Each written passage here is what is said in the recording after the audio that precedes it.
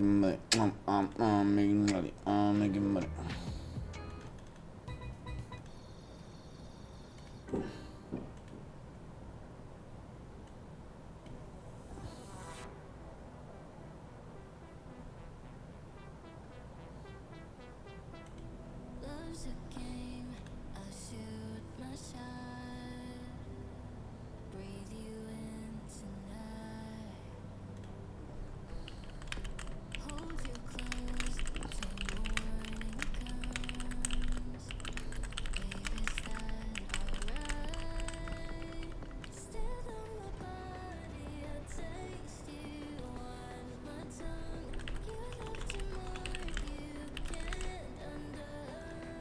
Ad?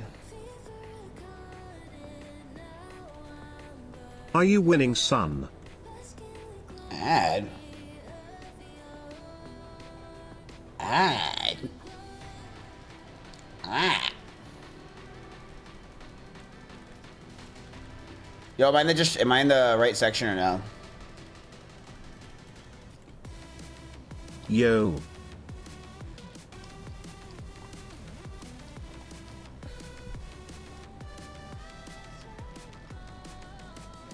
What am I doing?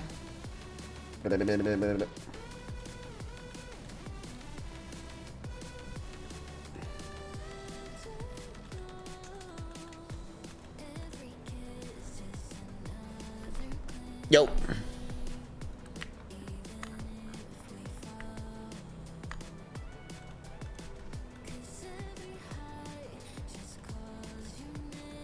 I said good morning. Good morning. Yo, let's see if we have anyone in the Discord for the interns. Not a single person was there for the interns. Not a single person.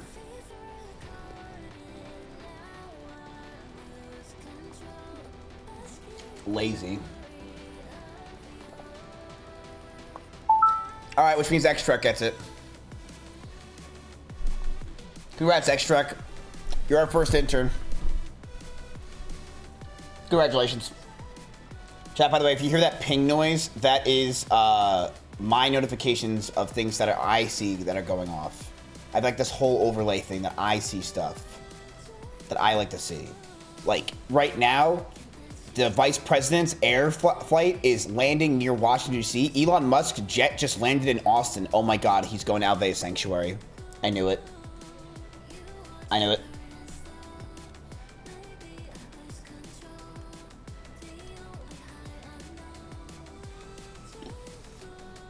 Alright.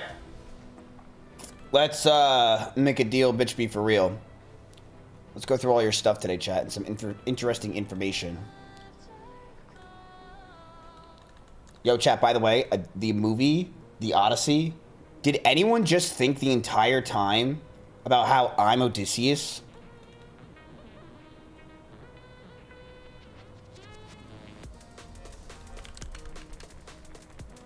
Right?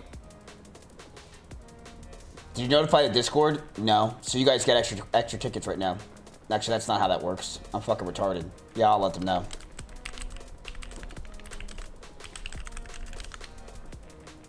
Made no fucking sense.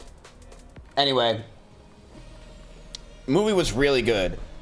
I'm gonna say one thing, and you guys can disagree with me if you want. Is anyone else kind of getting the ick with Tom Holland and whatever her name is? Like, does anyone else feel that like they're just in too many movies, and it's not like their role really could have been not them? It could have been anyone else. Does anyone else have that feeling where it's like, why I didn't like that I just watched Spider-Man and I'm trying to be immersed in Spider-Man, and then I go to the next movie that I see and she just happens to be a goddess in that movie too? Why? Why? Right? Zendaya. Yeah, why is she in so many movies that there could have been so many other characters or roles, but for some reason it's always Zendaya? How does that not make you guys lose your immersion, right? That doesn't make you lose your immersion? And Timothée Chalamet, I'm going to say this, I don't think he's a good actor in the slightest. I just don't see it. And Jeannie was yelling at me about it. Again, I saw him in this movie. Not a good actor. You can't compare that guy to people like, Who was the woman in that movie that was fucking amazing? Timothy Chalamet or whatever his name is, or Tom Holland. That's it. Tom Holland. Dude, terrible actor. Like, compared to, I don't really know these names, chat. Okay, like I don't really fucking watch this. Rebecca Black. Compared to Rebecca Black, that guy's nothing. Okay, Rebecca Black, when she was on that car, I thought it was a car. I did not know it was a green screen. I thought it was the real thing. But I really just, I don't know. I just don't like Anne Hathaway. Like, Anne Hathaway, as an actor, she was, like, crying to him about how much she misses Odysseus. She was screaming at him. And his face just looks like a fucking dog that got stung by a bumblebee. Dog stung by bumblebee. Like, this is what he looks like at all times. Am I wrong? This is Odysseus, or this is the Tom Holland when she's yelling at him how much she misses Odysseus and she can't stand that he's gone. He just looks like this the entire time. Right? He just looks like this guy. This fucking dog. Bees and wasps stung him. And that's his crying face, by the way. This is Tom Holland's crying face. I'm like, dude, I just don't see him as a good actor. You got Robert Pattinson. Is that his name, or is that the guy who does music? I don't remember. Great actor. Anne Hathaway, the goddess that she is. Godlike actor. Brad Pitt. It's not Brad Pitt. Is it Brad Pitt? No. Well, whoever that guy is. I don't really care. I was immersed. Tom Holland, you know what Tom Holland should have been, chat? He should have been the dog. He should have been the 14-year-old dog after it got kicked a bunch of times and his face would look like this. Or I would think that it would make sense for Tom Holland to be the dog that got thrown off the cliff. That would have been a much better role for him. Now, we were having arguments last night, and we'll get into stocks, obviously. We were having arguments last night on who would be who in the movie. So it's me, Belle, Jeannie, and my friend Steak. And I'm Odysseus, right? It's pretty obvious that I'm Odysseus. I'm the leader. I don't kill animals unless it's a real fight, right? I never do that. Like with Mitch Jones, the 1-2, it was a real fight, right? I let him string the bow first and then I shot him. So I'm obviously Odysseus. We don't have to argue this. This is stupid. Who would Belle be? Zendaya's a bad actor. She's better than Tom Holland, but yeah, she's not that great of an actor. Also, her role could have been anyone else. I hate that they both just for some reason got into that movie. You know what I mean? That's what bothers me. They both got in there. Who would Belle be?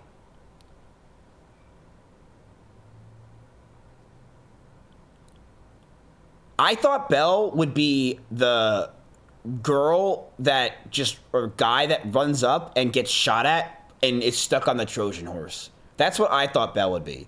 I thought she'd be the person that runs up there and everyone's just like, yeah, like you're just gonna die, and she just gets fucking killed like instantly. And then Jeannie's like, I'd be Odysseus. Jeannie, you would be in the medieval times as a woman. You would be getting fucking raped, okay? Like, that's what, she's like, no, I'd be the king. You're a woman, okay? And you're in the medieval times. You don't know what happened to women like you when you got pillaged and fucking taken over? You got raped and murdered. That's what happened to you, Jeannie, okay? That's what happens to women back then. And she's like, yes, Jeannie, that's what happened. And then I thought my friend Steak could be Cyclops, which made sense. I think Belle would be the witch. If you're going to tell me who would be the witch, it would be Belle.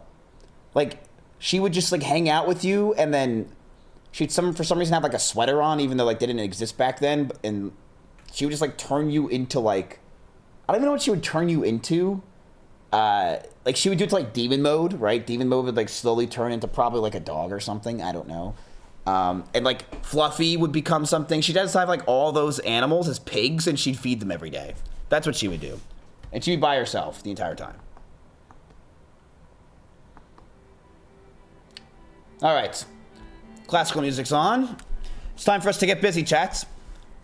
Search Country Balls 4866 on my YouTube channel. No hate, please. No, there's no hate here, sir.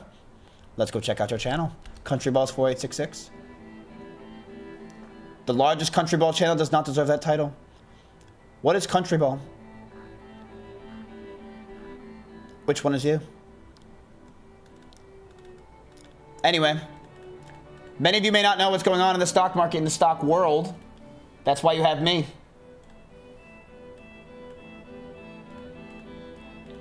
I don't even want, I have some tweets from my guy that are about Iran. I'm gonna look at one. because I really just can't care.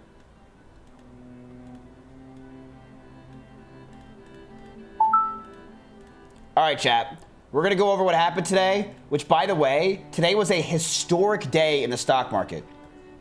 Historic.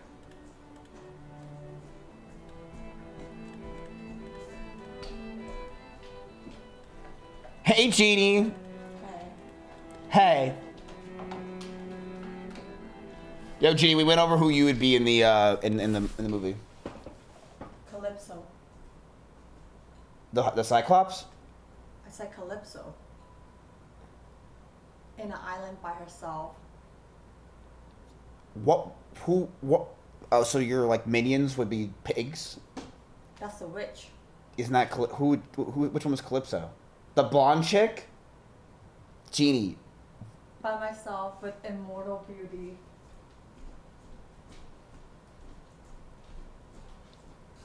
Can anyone tell me how to live in a fairy world like she does? Like, I really would love to live in a world like she does, you know? I would love it. Who do I message to if I didn't get paid for season 1? You're the servant. Me? Yeah. Oh, I'm sorry, Jeannie. What did Claude say yesterday what I am? Claude's getting stupider and stupider. Nope, it's actually getting smarter and smarter. Claude said yesterday, chat, I am Odysseus. Which makes sense. I'm the main character, right? I have to fight my own battle. I have the gods watching over me and fighting me. And I said he's the main character. do you see what the camera's on right now? Is it even looking at you? No. I was gonna say anyone's the main Belle's fucking hair is barely on the camera. Dude, he's literally the servant who was waiting for Odysseus. I'm the servant. Can I have a Gatorade? Servants don't ask for a Gatorade from a goddess or a nymph. Can I have a Gatorade, please? It's right there. Just grab it to me.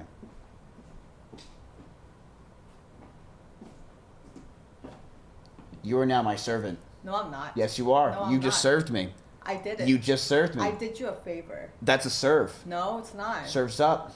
Thank you. Wait, Jeannie. What? Come here. Look at your shirt. What? There's a stain on it. Where? That's a low blow. Toothpaste. Oh, let me wash it off. Trust me, I check every day now. Why? Because I have toothpaste on me every day. Live here. All right, chat. We had a historic day in the stock market. Historic day. All right. Miz can bear the mermaid song. We cannot. Well, the thing is, I've heard the mermaid song time and time again, and I fell for it. I won't fall for it again. That's the difference. I've heard it. Nowadays, when I hear it, I get the ick. But I've heard that song so many fucking goddamn times, and I've swum to that damn island. No, you're like who's that Odysseus' friend? The one who was like, we want you to stay here. And then like they leave him. And then he's like trying to make like all these decisions for everyone. Ginny, it's a 3-hour movie. I don't know what the fuck you were just saying, okay? Like, I got stocks to put. What are you saying? This is his friend that wanted him to stay, but he didn't. Yeah, like his like little army crew. His like second right-hand man guy. How do I reload the extension? Okay, that's a great question. Okay, so chat, just to let you understand, if you need to reload the extension, you go here, you go to extensions, okay? Very easy stuff. And then you click update. Boom, that's it. You update your extensions like any other extension. It's very easy. All right, that's it. You're done. You did it. Yeah, or you restart your browser. But there will be updates happening all the time. It don't work for me. Don't work for me. It does. All right. Chat. Historic day in the stock market. Boom, bop, bam, boom, bop. Beep, boom, bop. Crazy ass fucking day in the market, in the world. It blew up, right? It absolutely has blown up to mass proportions. And if only we didn't full pour AMD yesterday, god damn it. But we're at 2.6 mil. Well, sorry, I'm at $2.6 million, right? Does anyone care about me? No. Yeah, my portfolio, chat. Remember when I told you it was at $1.6 million last week? It is now back to, I literally went up $1 million this week on just my portfolio of this one. Pretty crazy. Why does it say Pharaoh Shady just followed my stream?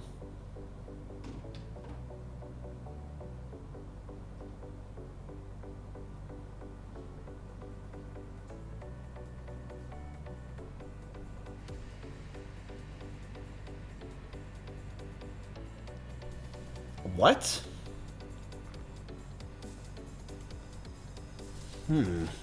Interesting. Do you get tickets for following? No. Anyway. My NBIS play honestly did not go crazy today like I thought it would, but it's coming. I think NBIS is a great play. But overall, my SOXL is actually what's doing work. My SOXL is crazy. Okay, let's go to your portfolio chat. Let's just see what's going on.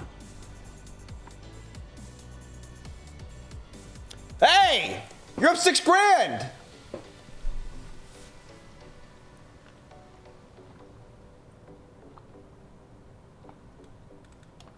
So that's $6,000 that you guys are splitting. Remember that. You are splitting that $6,000. Yep. That's what I'm talking about. You're up $6,000, and you guys only put $250,000 in compared to $1 million, right? That's insane. Good job. Good job. Yes, you guys made 6,000. These are your plays. These aren't mine. These are your plays. So good job, chat. It's all AMD. No, that's just not true. You can only see the numbers there. It's factually not true.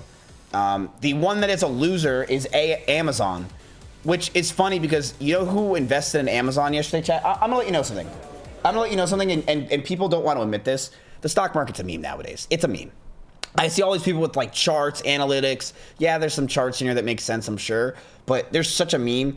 Kathy Woods is a very famous investor, chat, but she's a woman.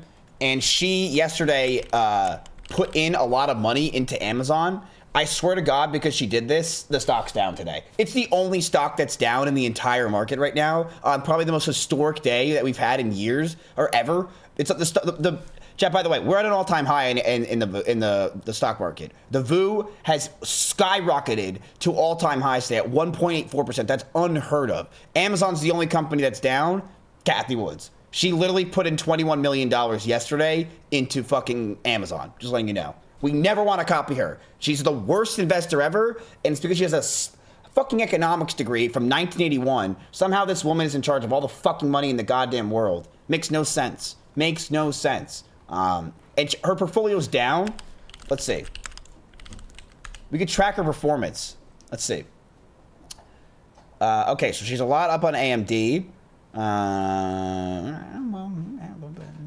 Yeah, she's not doing too well. Like, she's one of the only portfolios that are like down this year. I can't stand this woman. But Amazon is down because Bezos sold, because Kathy Woods got involved, so he knew his company was going to shit. But chat, you are up $6,000 today, which I don't know how many people are invested into this whole thing. Right now, you guys are probably splitting a couple $100 each. By the way, we had 500 downloads yesterday of the extension. 500 downloads. See, Axel, you want to know why I don't answer you? You always try to take the conversation off course. Like, I am not going to go off course, okay? Like, I'm going to stay the course, just like Odysseus would. Just shut up, Axion. Like, this is what I mean. You don't bring anything to the table. You then just talk nonstop while I'm trying to do my thing. You're like, nice shirt, Miz. I don't give a fuck. Thanks, Axion. And he's just shitting on me. All right. So your Amazon's up. AMD chat. Your AMD is up 7% on the day. I did wake up today early, and I did put your stop loss in at 507. Your buy was 491. So I put the stop loss in at 507. So you will guaranteed be making money. So congratulations, chat. This is your first profit. Nice shirt, Mizzy Wizzy. 1K Andy. Not bad, huh, guys? Not bad at all. Not bad. Yeah, the extension's at about 700 people now, 800 people. I'm not really too sure, but it's flying for sure. It's doing something. You guys are up $6,000 in your AMD. Now, there's a lot of earnings happening this week, chat. A lot of earnings. A lot. Like, could someone get me the earnings chart? It's a lot of earnings happening. So we should go over all of it. Should go all over it. All right. Before we go over all of it, let's hear this fucking dog water McDog shit talk about stuff. Interpretation. What is this? On negotiations with Iran, I want to give them last chance before decapitation. If I'm given a chance to let a lot of people live, I want to give that chance. Wow, this guy sounds a lot like Asmongold. Very tough to do what we have planned, still planned. We'll see what happens. But it's a very, very tough thing to do. I think I'm very proud of the fact that I'll give people a chance. This is a big move. To do an attack that big on a country, I'd rather not do it. Now, we've already, through lots of large attacks, but they were normal large. Hopefully they'll come to their senses, because what happened, cannot have a nuclear weapon. He's like that one uncle at your family parties that you just don't want to talk to and you try to avoid the entire time, but like everyone went outside to the barbecue and he's just there, so now he's just talking. But hopefully they'll come to their senses. So they called me and they said, please don't attack, we'll make a deal. That's the real truth, and everyone knows it. And who wouldn't call? And they found out through leaks and sleazebags, a lot of sleazebags, leakers. Leakers should be put in jail. They bought Truth Social. Have to strengthen up the laws for leakers. But in this case, leakers helped because they said the severity of the attack, and Iran knew it. They knew what was coming. It was going to come last night, and it would have gone on for a long time, and there'd be essentially very little left. There'd be nothing left. And if I'm given a chance to let a lot of people live, I want to give that chance.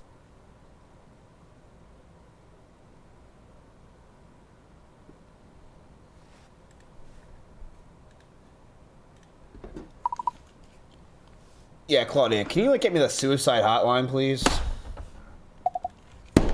Like actual just bogus retard chat. I swear to God, I can't stand listening to Trump anymore. It's just so annoying, dude. He's so annoying. Let the market move. Just shut the fuck up, please. Just shut up. Let the market go. Let it do something. All right. Also, chat, big news today. It's happening. SpaceX is having its earnings today. So SpaceX is down 50%. I'm sure a lot of you guys are going to make fun of me for this one. I'm going to show you guys my SpaceX itself. It's pretty embarrassing. I don't like to show this one to many people, but I'll show it to my well-known chat. SpaceX, I'm currently down 18%, which is about $56. Don't like to talk about that one. Down $55 right now, actually.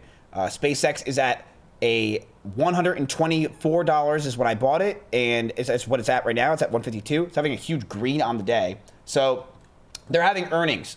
We could buy into earnings. We could. I mean, you guys have money. You could deploy it into SpaceX if you guys were being really greedy. It is skyrocketing right now. I don't know how its earnings are going to really do, but dear God, no. Okay, yeah, I don't. It's a risk. It's a big risk. I think SpaceX is a company that I just don't trust. For the whole ship and shebang, I don't trust it. I'd buy SpaceX anything under $100. Other than that, I'm out. I'm not buying this shit. How the fuck do you update the extension? I just showed you. It's not hard. Ugh. I'm pretty sure you just restart your browser and it automatically does it. Ignore that, by the way. So, chat, I'll show you what I have up here.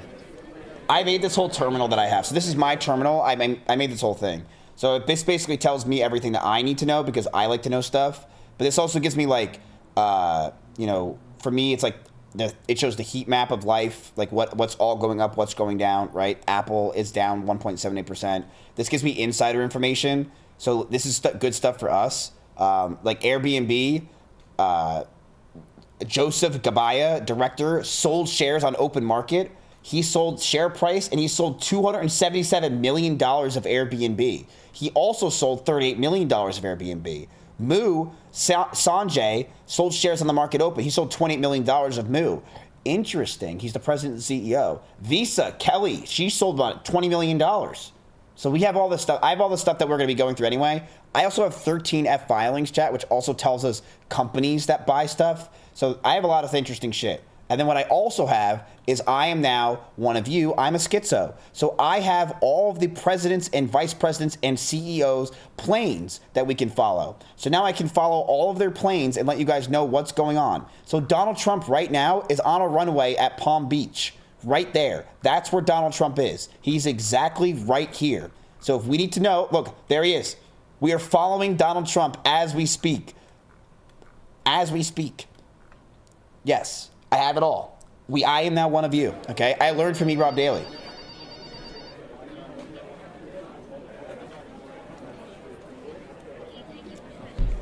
Why is this important? The reason why this is important is because we can follow this and have insider information on what's happening, right? So if you see a fucking CEO going somewhere, we can think, why is he going to that place? And we can figure that out, right?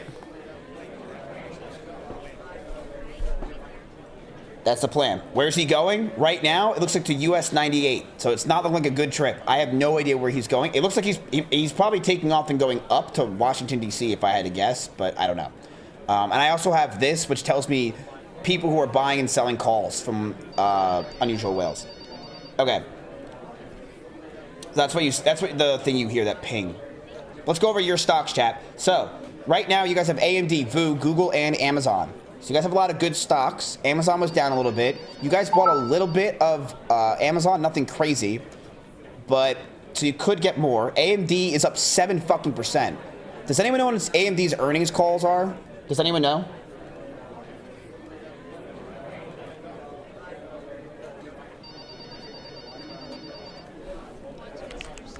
Today. Yeah, but what time? In a few hours. Okay. Here's what we can do. Do you guys believe in AMD?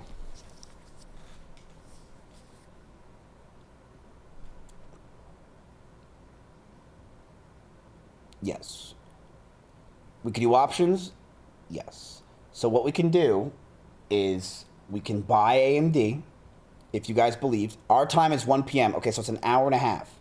We could buy AMD, and we could put a very hard stop loss that's very quick, right? If it goes down even a little bit, you're out, right? And you can't, the thing is, you can't be upset. You have to be like, all right, whatever, it's out. But if it goes up, you make a lot of money. All right, we could do that. We could do that. 2 p.m., not 1 p.m. Okay, that's even better. That's even better.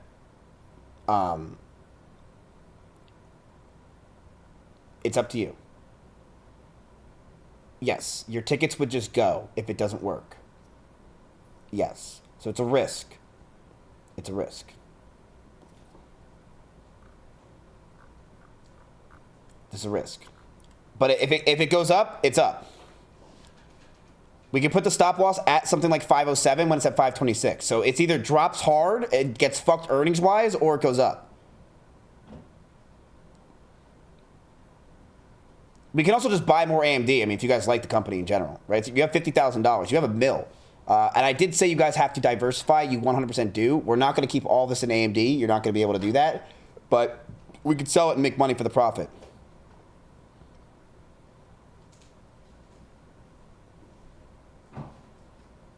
I've got the add-on and reloaded it all, so what do? You just look for how much tickets you currently have right now, and then that's it. By the way, chat, you guys should have gotten the extension. I put out a 35-minute video on my alt channel so you guys can get tickets. I literally did this for you. This video is just for you to get tickets. It's 40 minutes for you to watch the whole thing and get a metric fuck ton of tickets.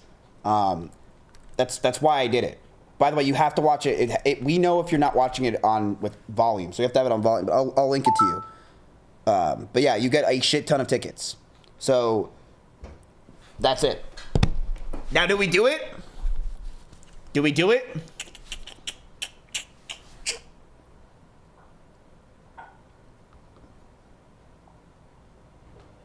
Let's vote.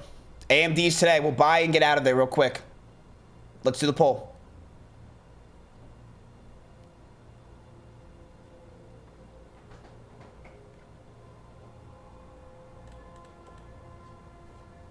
Solutions? Solutions?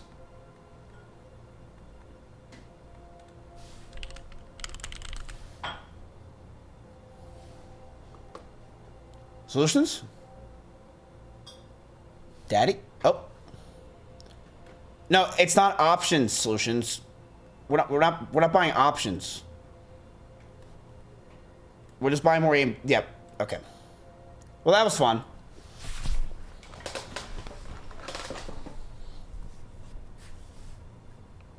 That was a pretty good time. Let's get back to work. Wait, X-Track, was that your first time doing it and you fucked up already? Oh, okay. All right, chat. Do we buy AMD for today? No, I'm not. I'm not gay. I'm not gay. I'm actually not.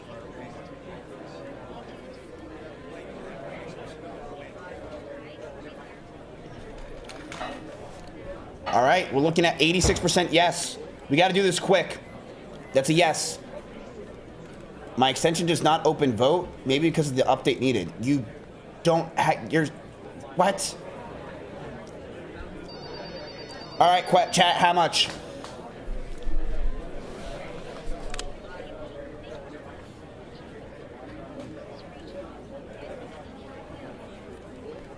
It's taking a little bit of a dip. This could be a good time.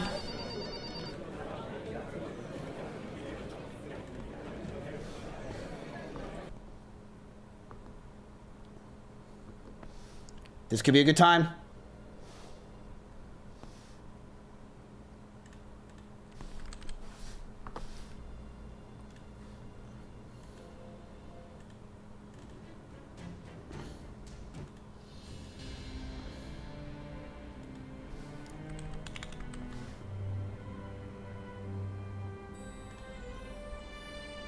Bro, chat, are we really being that risk with 100K? What?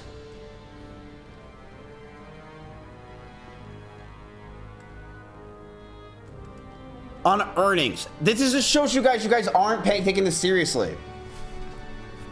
You want 10% of your money to go into earnings, where you've lost every time. Yeah, I'm gonna offer it to you. That's how it works. Look at it, it's tanking right now, you idiots. Like, chat, you realize you're up $5,000, $6,000 on this? Like, some of you might be going home with $100, $200 already. We don't have that many people that have started this yet. And here you are wanting, you fucking dumb fucks. You realize if this goes down, you can lose money.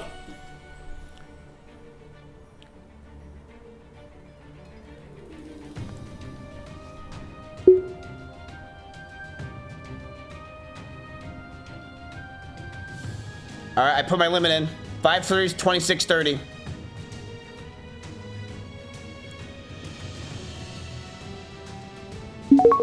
You're in.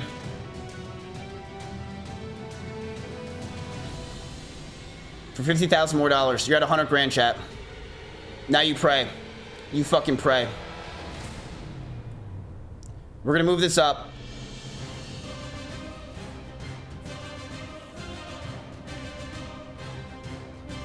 Tickets.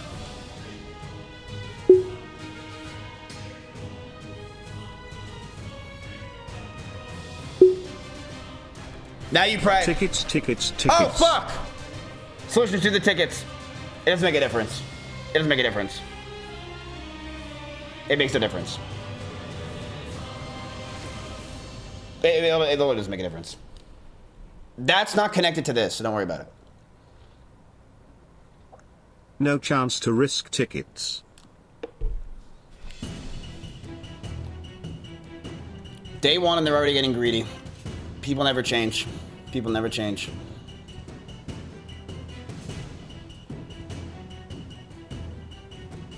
Humans. One day, chat, you'll learn to be a robot like me. One day. No emotions.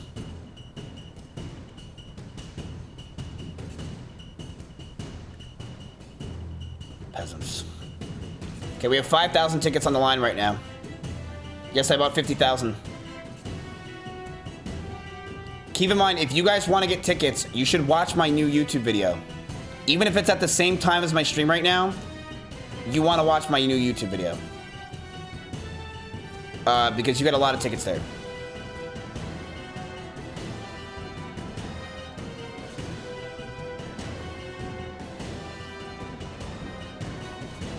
I've already sent the URL, you stupid little cock ass.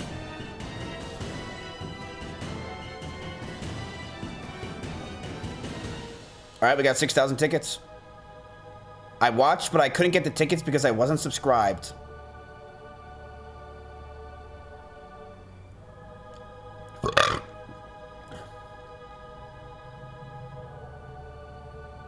All right, ready? I'm gonna click go.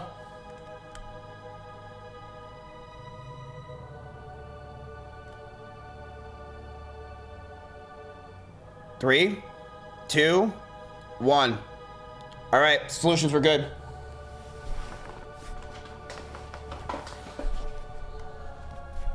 All right, chat. You're $100,000 into AMD right now. 525. The earnings are at 1 p.m. I can't find your video on your YouTube. What? It's on my second channel.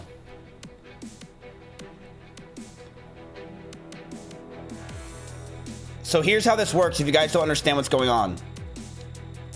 This is a green. I know some might sound dumb, but I'm going to explain it because some people might not know. This is a green.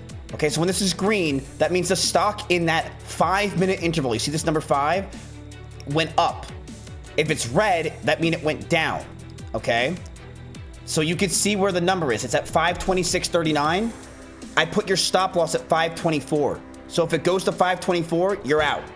Okay? But if it goes up, you make a lot of money. Now, the reason why I put it at 524 area, and you usually want to find stuff that has support, right? But there is no support. Look at where you are. Your next support line would be probably... I don't even know where your next support line it would be.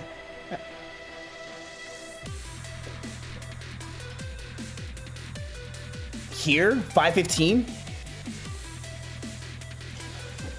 I mean, 460 is your support, 455. But no.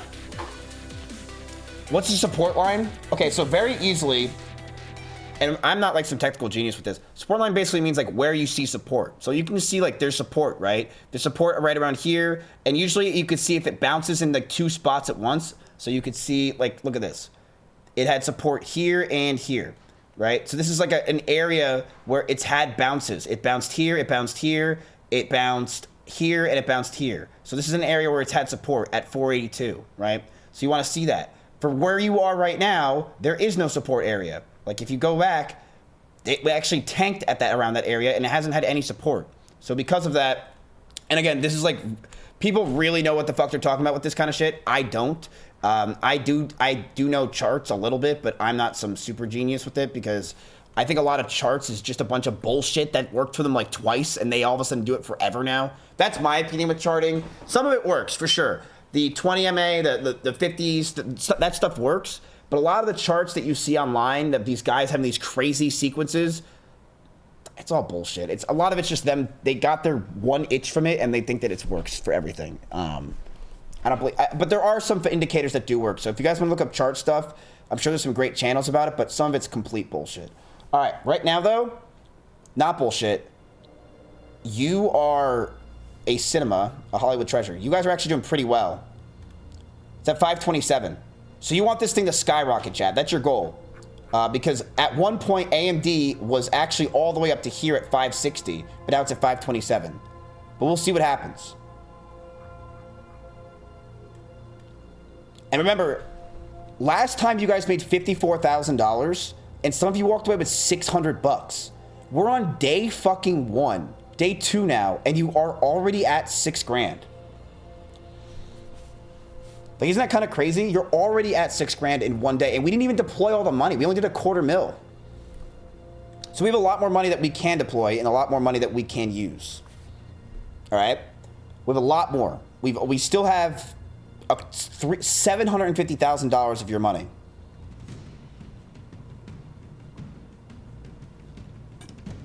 Is this portfolio long only? No.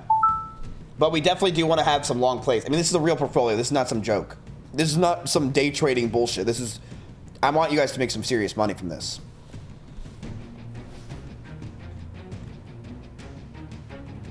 Oh, shit.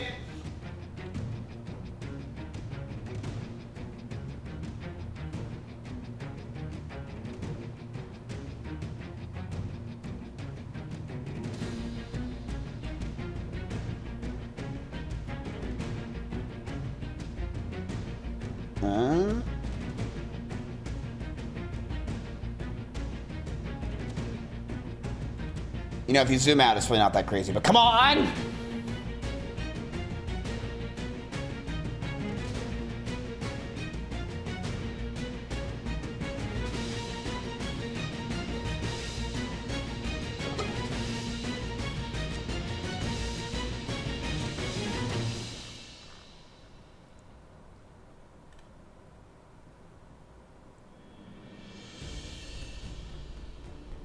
Mizkif and Bambi in the Discord? I can't.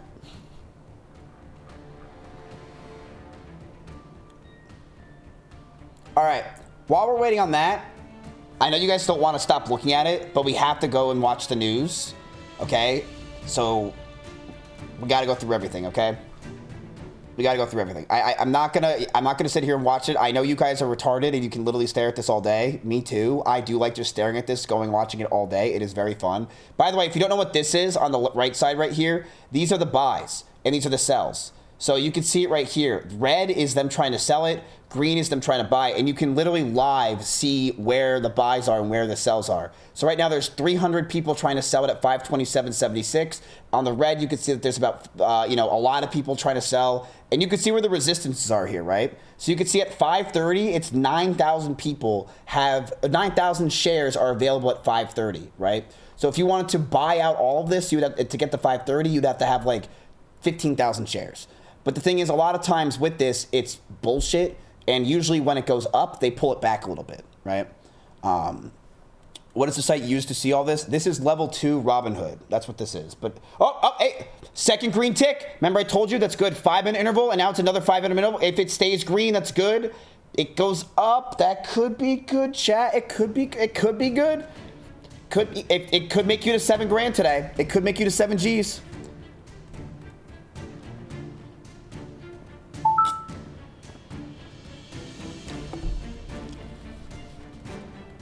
They aren't supposed to do that, but they do it. It's called painting the tape. Yeah. By the way, chat, Space Nectar is a guy that owns, or he runs a multi-$100 million fund, and he's in chat. So when he talks, it's probably he knows charts. I don't know what the hell I'm talking about.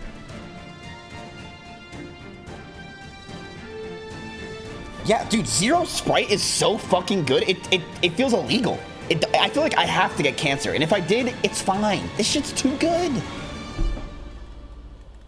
It's too good. Okay, so we're gonna leave it here, chat. You guys have $100,000. We're hoping for a push, and we'll see what happens. I hope their earnings are great. I think the market is right now in a good mood, right? And that's good to have. It's in a good mood. It's not scared.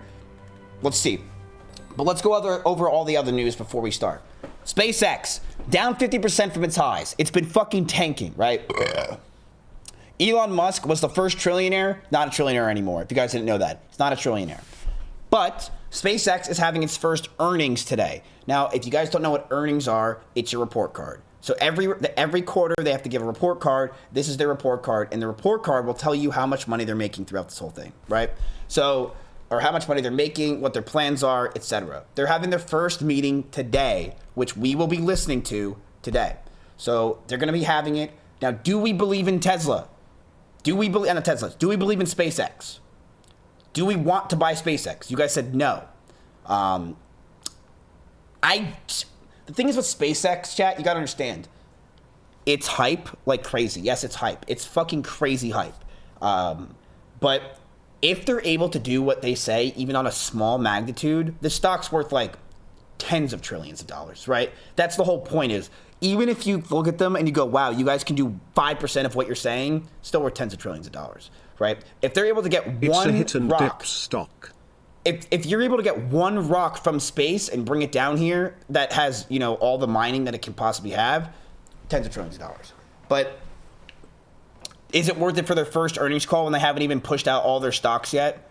No, I don't think so either. I don't trust SpaceX. I don't trust anything Elon Musk. I just don't. I don't like the guy. I don't trust him. I don't think he's good. And I think you all had that. When did you guys stop liking Elon Musk? Honestly. When did you guys say, I don't trust the guy? Was it the racist shit? Was it the Nazi salute? Because that was not the problem for me at all. It was when I found out he cheated in Diablo.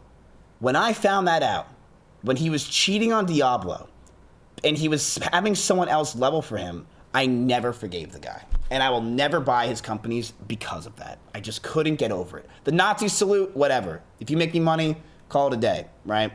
That, Diablo 3 cheating, or Diablo 2 cheating, I'm not forgiving you, man. That's just petty, and I'm not forgiving you for that one. Oh, his Path of Exile? I don't even care. My joke's already over. Let's keep going through all the news, though. So, massive SpaceX shorting ahead of earnings. Maybe you guys made the right call. 95% of SpaceX stocks available to borrow is out on loan, amounting to 34% short interest as a percentage of the float. So if you guys don't know what that means that there's a lot of people shorting the stock. Now, when shorting happens, that means that people are saying the stock's going to go down. So there's a lot of people who are shorting the stock who believe the stock's going to go even lower from where it's at right now. Shorting is a very difficult play. It's very hard to do. We are not going to be doing shorting. The reason why is it's very difficult. Unless we were like so sure the stock's going to go down. I have always heard people who short lose. I tried to short once. I lost. And that's how I know that it's not a good idea. And if I lose, you shouldn't do it. But, and this is another reason why. The S&P 500 chat has surged above 7,700 for the first time in history. Yes, the first time in history, the S&P 500 is now above 7,700 for the first time. So the market now is at an all-time high. All-time high. Yes, it is there, despite the fact that a lot of the companies are not doing as well. But it is at the all-time high. So congratulations to everyone who's holding, who's involved in the stock market. And that's really good news, chat. Because is it worth to do 10 to 20k puts for SPCX? No. I just said, you just didn't listen to me, you dumb fuck. I just said that that shorting stocks is a loser's man game, and you want to put 20 grand on SpaceX. You dumb fuck. Like, you just don't know what's going to happen with earnings. Earnings are a risk every time, no matter what anyone says, unless you have insider information. It's a risk. It's not worth it. Because people buy the rumors, sell the news all the time, okay? The Dow Jones Industrial Average extends gains to over 1,000 points on the day. That's really good for us, chat. We have a lot of companies in the Dow Jones Average, or at least I do. Anthropic has also signed a $10 billion deal for computing capacity with Volta, a months-old infrastructure startup backed by NVIDIA. Details include the agreement runs 6 years and will be delivered in partnership with Bid-Tier Technologies, a Bitcoin miner that operates data centers.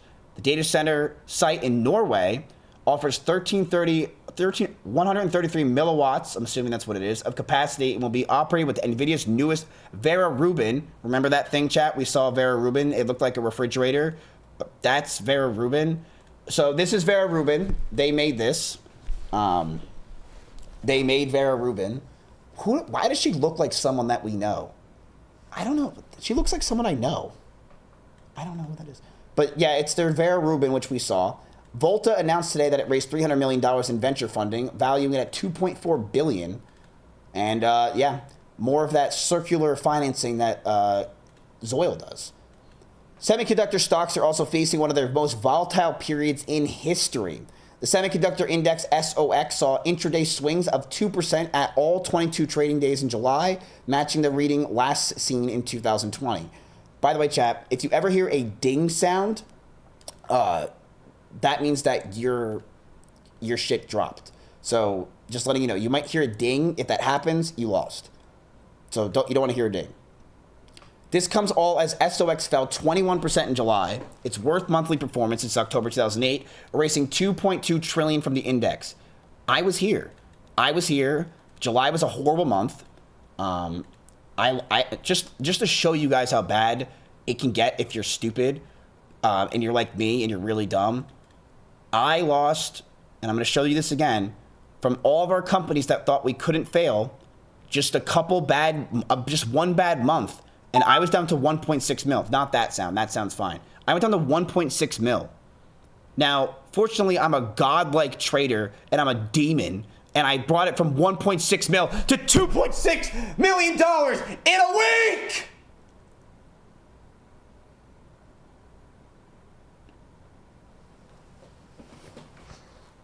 I am Odysseus. Yeah, that's crazy. It is crazy. And do not try it at home. I've already put my stop losses in. I believe in NBIS the most. But yes, crazy. I got this from 1.6 to 2.6 mil in a week. And what's wild is a lot of the stocks that we were still invested in back then, which is really just like the Moo and a lot of chip stocks, they're still not even up, even close to where they once were. I mean, look at Moo. Remember how you guys were obsessed with this thing? Check this out. It's at $27. You scroll back a lot, keep going. Look at this. It's still down from $40 from where it once was at the high, right? That's just how it is. Actually, I'm a fucking bum. I'm a bum-ass bitch. I lied. Why did I just say it's only at $41? Look at it. The high was 66. It's still down there. That's how far down this shit has dropped, chat. Your move that you all loved. You see? Odysseus loved the moo. Listen, Odysseus loved the moo when it was worth putting up a fight, okay? If it wanted to put up a fight. This moo backed down like a little bitch. I'm not fighting this thing, okay? So I'm going to hit the bow and I'm just going to smack it once and he's going to run away. Not worth. Let's go to Mizkif Global and see what's going on with your neck of the woods, though, chat. Because no one cares about my stocks. $6,345. Fuck, I can't even speak. That's how much you guys are up. So we're waiting on AMD right now, and we're going to see the earnings. We'll see what happens. But I'm confident. I do believe in AMD. I think AMD is one of the greatest companies in the world. I'm sure a lot of you guys do as well. I hope you guys make money, though. Because I'm not in it, but I hope you guys do. So Dow Jones is up. Semiconductors are going up, but had a very volatile time. But chat, let me tell you something. When there's volatility, there's money, okay? Don't always feel like you need to buy. The worst thing you could do as an investor, in my opinion, I'm not a financial advisor, is you invest a lot, and when you feel, it's FOMO. When you have that FOMO feeling, you should walk away every time. Because you're always gonna buy into the worst time. Walk away. Wait for a dip. It will come. There will be a day where you can buy in and you get lower, okay? But sometimes it's not that day. So don't feel that you need to be greedy. You're young. You don't need to be greedy. You have time on your hands, right? So just wait it out. Wait a few days. Wait a week. Wait a month. You have the time of the world, right? So that's why we only put in $25,000 into Amazon. Because look, it's down 1%. If you guys put in 100 grand, like you wanted to, some of you, you'd be down $1,000 bucks. But now you're only down $270, so you can average down, right? All right, GTA 6, Take-Two's earning call this week is going to be an important one. It's the last one before November, which is the launch of the month of the GTA 6. The first earnings call after pre-orders open. Timing is unusual as it takes place on a Friday. Is that really weird? Right before the markets open for the first time in years. Oh. It takes place right before Rockstar's usual posting time, which is 9 a.m. Eastern to 10 a.m. Interesting. So it happens before Rockstar's usual posting time. So they might have here, chat, this might be a good buying opportunity because maybe Rockstar's going to put out on Friday, they might be putting out a new trailer for GTA 6. Is what they're saying.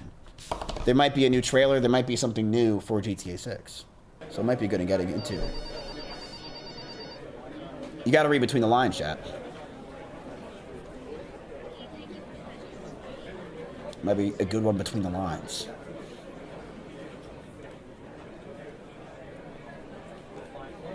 What is that thing on your hand, Miz? My fingers. This? My watch. So let's first go over one question. I gotta ask this one more time. Do you guys think GTA 6 will be a flop? Solutions, if you can write that out for me. I want to know, the poll.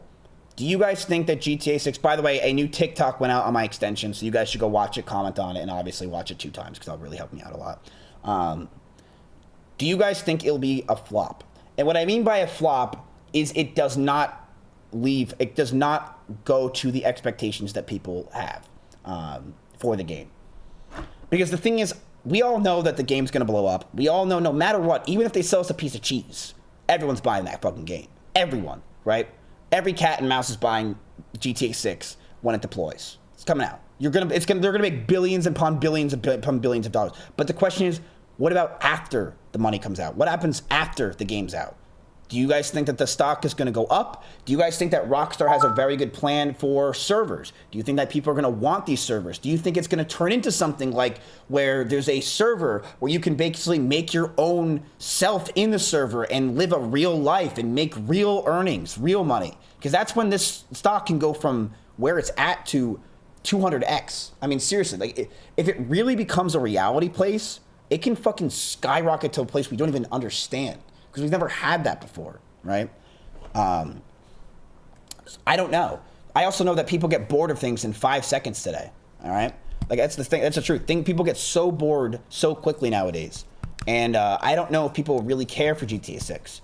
I'll say this. If GTA 6 flops, if it really does badly, like the game is actually not that good or not as good as GTA 5, I think gaming is dead. I think this type of gaming is dead. Because if they can't bring hype to a game like this, I just don't see what the next game can really do to really be able to bring back gaming until we have augmented reality. That's or at least some kind of simulation games. I just don't see it. So you guys don't think GTA 6 will flop? Okay. You don't think GTA 6 will flop? I agree. Really, I agree. I don't think it'll flop. I think GTA 6 will be good. I think that Take-Two is great. I think they'll be fine. I'm not the biggest fan of the CEO, to be honest with you, but I think that they'll be fine. The question is this. If you read between the lines, chat, and let's ask Clippy what he thinks of this whole thing. He cannot read properties or undefined. Try again, Clippy. Okay, so Clippy is scared to give his opinion because he's not a financial advisor. Smart.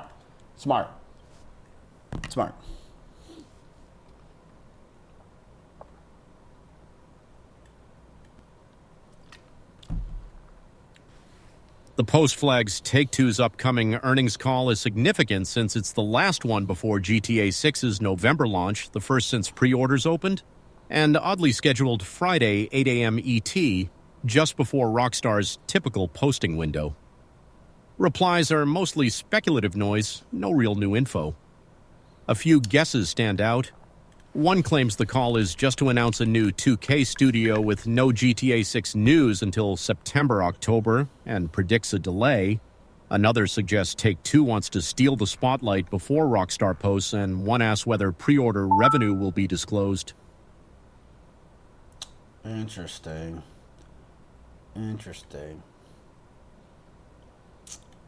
Why would they post on a Friday? That's such an odd time. Remember last time I listened to their call chat? What was it? Just about 2K and bullshit, and it wasn't really that interesting? It really wasn't that interesting at all. They didn't have anything.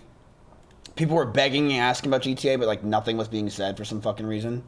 This is bullshit. Because they had so many pre-orders, they want to pump the stock. Maybe. Also, chat, we are working on a way for you guys to have a version of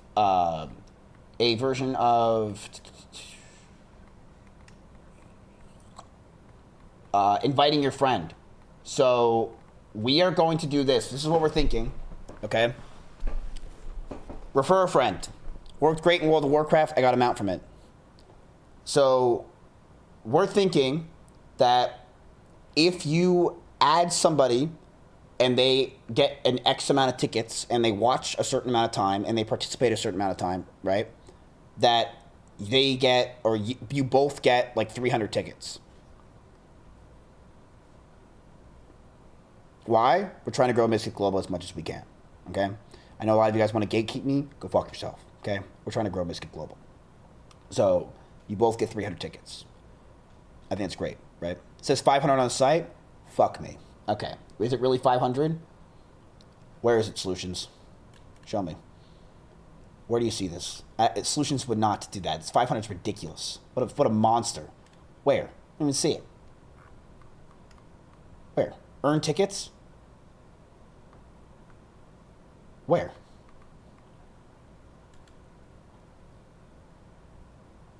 Invite friends. Shit, wait, 500 tickets. When a friend installs the extension and earns 500 tickets this season, you both get 500 tickets. Wait, but what if they just... Hold on, Solutions, hold on. What if they just have their friend watch some of my YouTube videos and download the extension, then they both get 500 tickets? It's got to be more than that. We got to make it more than just they have to earn 500 tickets, right? They could just Ninja Bolt's gonna fuck this shit up. I already know he's gonna fuck this shit up. Okay, so chat, do you want to buy Take-Two before GTA 6 or this whole thing happens? If it's about NBA 2K, this is gonna be a wash. This is interesting about the timing of this. Their first earnings call after pre-orders open. This is very interesting in the timeline. Oh, you're manually approving approvals. Okay, so that's good. Do you guys want to buy Take-Two? I really think, chat, that Take-Two could be huge. I think the reason why a lot of people don't talk about GTA 6 stock, and I'll be real, is because a lot of people who like GTA 6 are younger, and they don't even know that they have a stock. Like, if they knew that GTA 6 was having a stock, wouldn't they want to buy the fuck out of it before GTA 6 comes out if they think it's going to be that good? Because, yes, this company is worth a lot of money, but I really like this company. And if it's going to be, it could be big. So, this is for GTA 6, if you believe in it. Let's talk. Do you guys want to buy Take-Two this time around?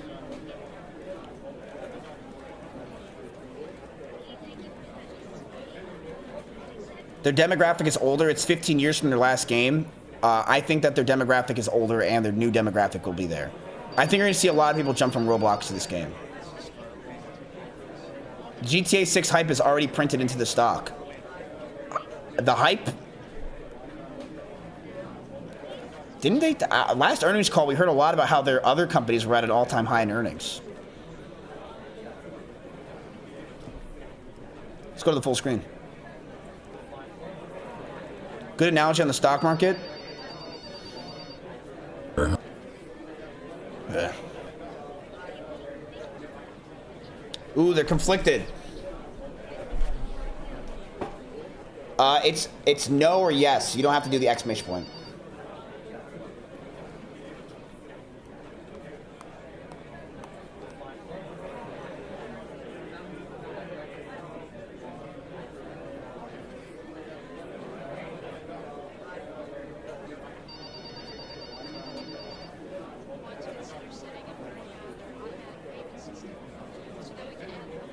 Okay. What do you think, Miz? I like Take-Two. I really do. I like Take-Two, and I think it could have a huge bump when GTA 6 comes out.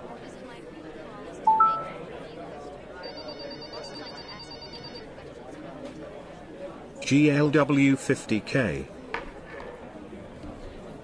All right, how much?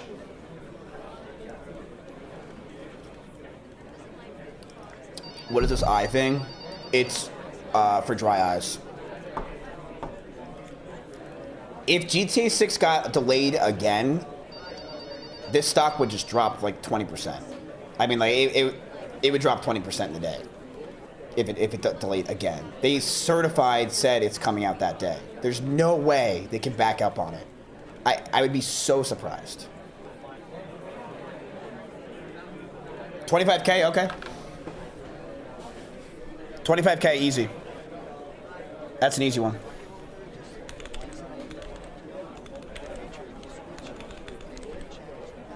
That's easy. All right, how much tickets you guys want to put in? That's easy. So much risk? That's nothing, bro. You have $1 million. You have $1 million to play with. That's not a lot. That's a peanut. That can go to zero and you don't even realize it. But remember, your goal in this chat is to make 20% in the next 3 months.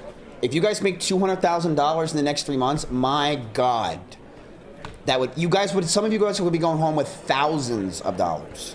Thousands. You're at $6,000. $6,000.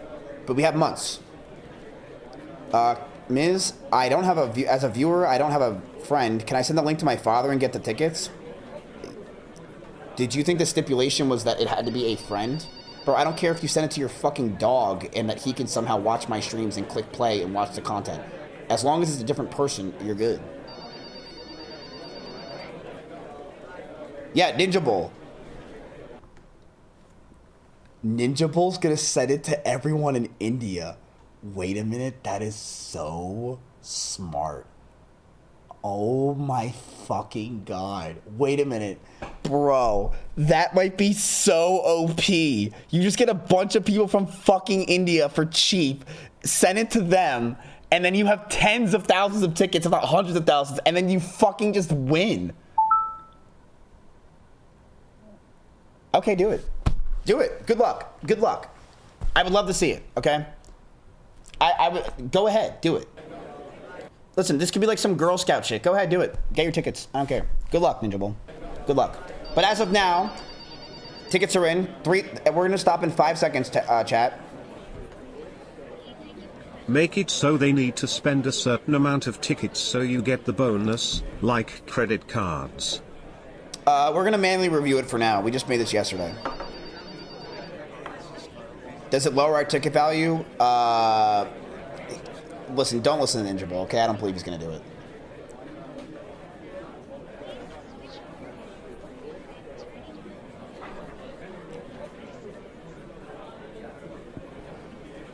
Okay. I'm putting the tickets in 3, 2, 1. You're in. All right, chat. You officially bought GTA 6 before it came out. Congratulations. 25K. Very little amount. Very chill amount. Nothing crazy. We are still waiting on AMD. We're still waiting on AMD, but you are currently in 4 stocks that you actually understand, which is great, right? AMD's having a huge rock slide red right now. Oof. Little oofy. Little oofy there. Big oofy. From 529 to dropping to 527. It had a nice little green movement. Oof. Oof. A lot of money's coming in right now. A lot of money's coming in. Ooh, a new YouTube short from Miz. Nice. New YouTube short. Okay. What other news do we have? So you guys want to look at other stocks as well, and I do too. Right. What is... So let's look at other companies. If you guys want to go ahead and put other companies up here, I can have Claudia make a quick PowerPoint for each of them and we can go over it. I would like to look at companies, chat, that people can actually understand. So please don't link me stocks or companies that, or say companies that are confusing. I would like to go over stuff that's more chat understands what they are or we use it. So that way it's easier for people to get into. No, you only get tickets once if you watch the video, just letting you know. I think if for YouTube Shorts, you get +1 if you watch it twice or something. I don't remember what it is. But yeah, solutions, if you could put it on the top right, appreciate that. A lot of you guys are saying Lily.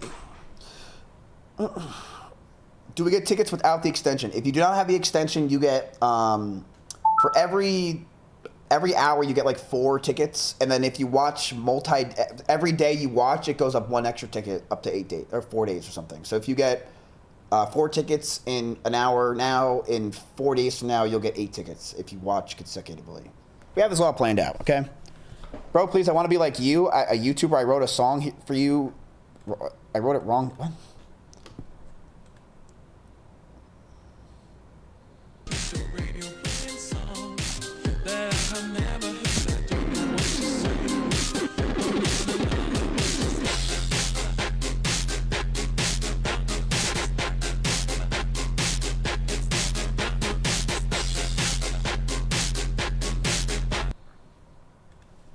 +10 tickets.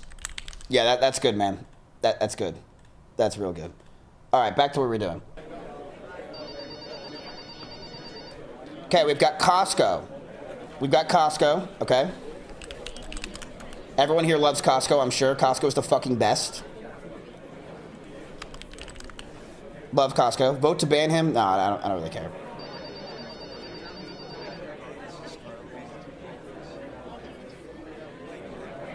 We got Shy Lily.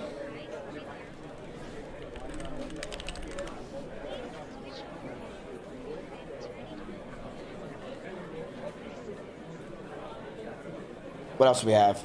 Adobe?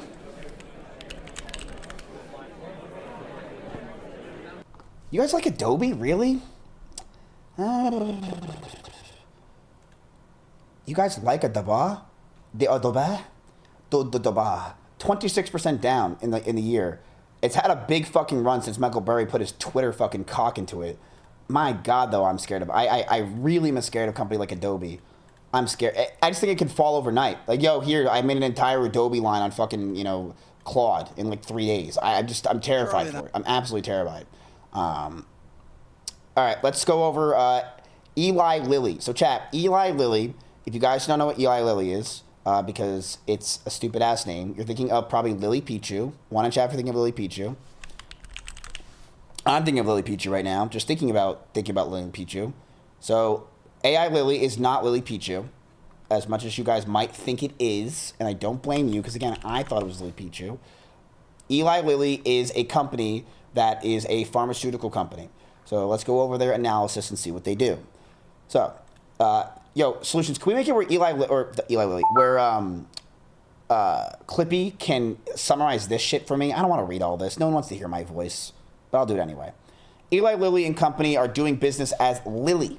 Is an American multinational pharmaceutical company headquartered in Indianapolis, Indiana, with offices in 18 countries. Its products are sold in approximately 125 countries. The company was founded in 1876 by a man named Eli Lilly. So let's look up Eli Lilly and what he looked like. This was Eli Lilly, chat. This was him. So this was young Poke. This was Pokelaw's when he was younger. It's actually his great-great-grandfather. And he created Eli Lilly, which is now a massive biological center. And they are huge. They operate and run so much bullshit of biotech, biological needs. But big thing that people are buying them now for is Ozempic and the ability to be able to start doing peptides, right? Peptides are the big thing. I have a friend from home I didn't tell you guys about. I have a friend, dude, so I went home to New Jersey for a couple days, right? And Belle was there. No, she's not even here. Belle's still there. So I was at home, Jersey with my friends, and I was hanging out when a lot of my friends are super successful, chap. A lot of my friends are super rich. They're not rich because they grew up rich. They got rich because they became rich. Like all my friends, we all grew up middle class. But my friend group became very rich. And my one friend, Amir, he got into peptides.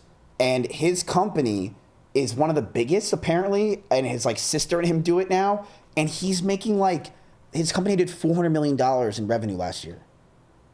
400 mil on peptides. And he's like, yeah, they have a creator code. And that's what they did. They did a creator code with peptides. And I'm like, dude, fuck, I should have my chat do that. It's an OPOP. We just do that. And it gets so much money. But the thing is, a lot of these companies, chat, it's illegal, right? It's illegal what they do. It's not illegal. The thing is, basically, here's how it works. If you guys never bought peptides before, give me a 1 in chat. I'll explain how it works. So peptides are illegal, right? Right now, they are illegal. And the way they work is this. So basically, this is the powder, okay? So the powder, this does not say pesos, this is powder. So the powder is legal, right? But if you put it into water, this certain type of water, powder plus water equals the peptide. This is illegal. So you're not supposed to have this, but you're allowed to have the powder. So it's a loophole, right? You can't do both together, but if you do both together, it's illegal. So people sell you the powder, and the powder is expensive. It's so expensive, where people are making companies they buy these powders for $3 or $4 sometimes, and they sell it for $50. They're making a ton of money. So Eli Lilly is trying to get in on that and try to become the first company that gets involved with peptides like this. Hims is also trying to do it, but people think Eli Lilly is going to get it and be the first one to do it. So the company's primary products are tirzepatide for the treatment of type 2 diabetes, weight loss, and obstructive sleep apnea. They also do things like breast cancer. They do that. They do breast cancer, type 2 diabetes. They created that. Autoimmune diseases, yada, yada, yada. They do a lot. But they're trying to get into retatrutide and be able to sell it to the public, right? Which could be huge, huge. So Eli Lilly's a good company. I mean, they're very well known. They're very well liked. It's pharmaceutical. It gets you guys out of some of the companies you guys have already, which is really just the VOO, AMD, Google, Amazon. Biotech is a good company to get involved with. Eli Lilly is biotech. Could be good for you guys to have a little exposure there. Just saying, not a financial advisor or anything. They do neurosciences. They do a lot of stuff. Indiana. Does anyone here like Indiana? No? Sounds like a boring place. Let's go ahead and hear. Let's look up. What if it becomes legal? Will they suffer? No, they would do better. What do you mean? If it gets legal, they would be the goats.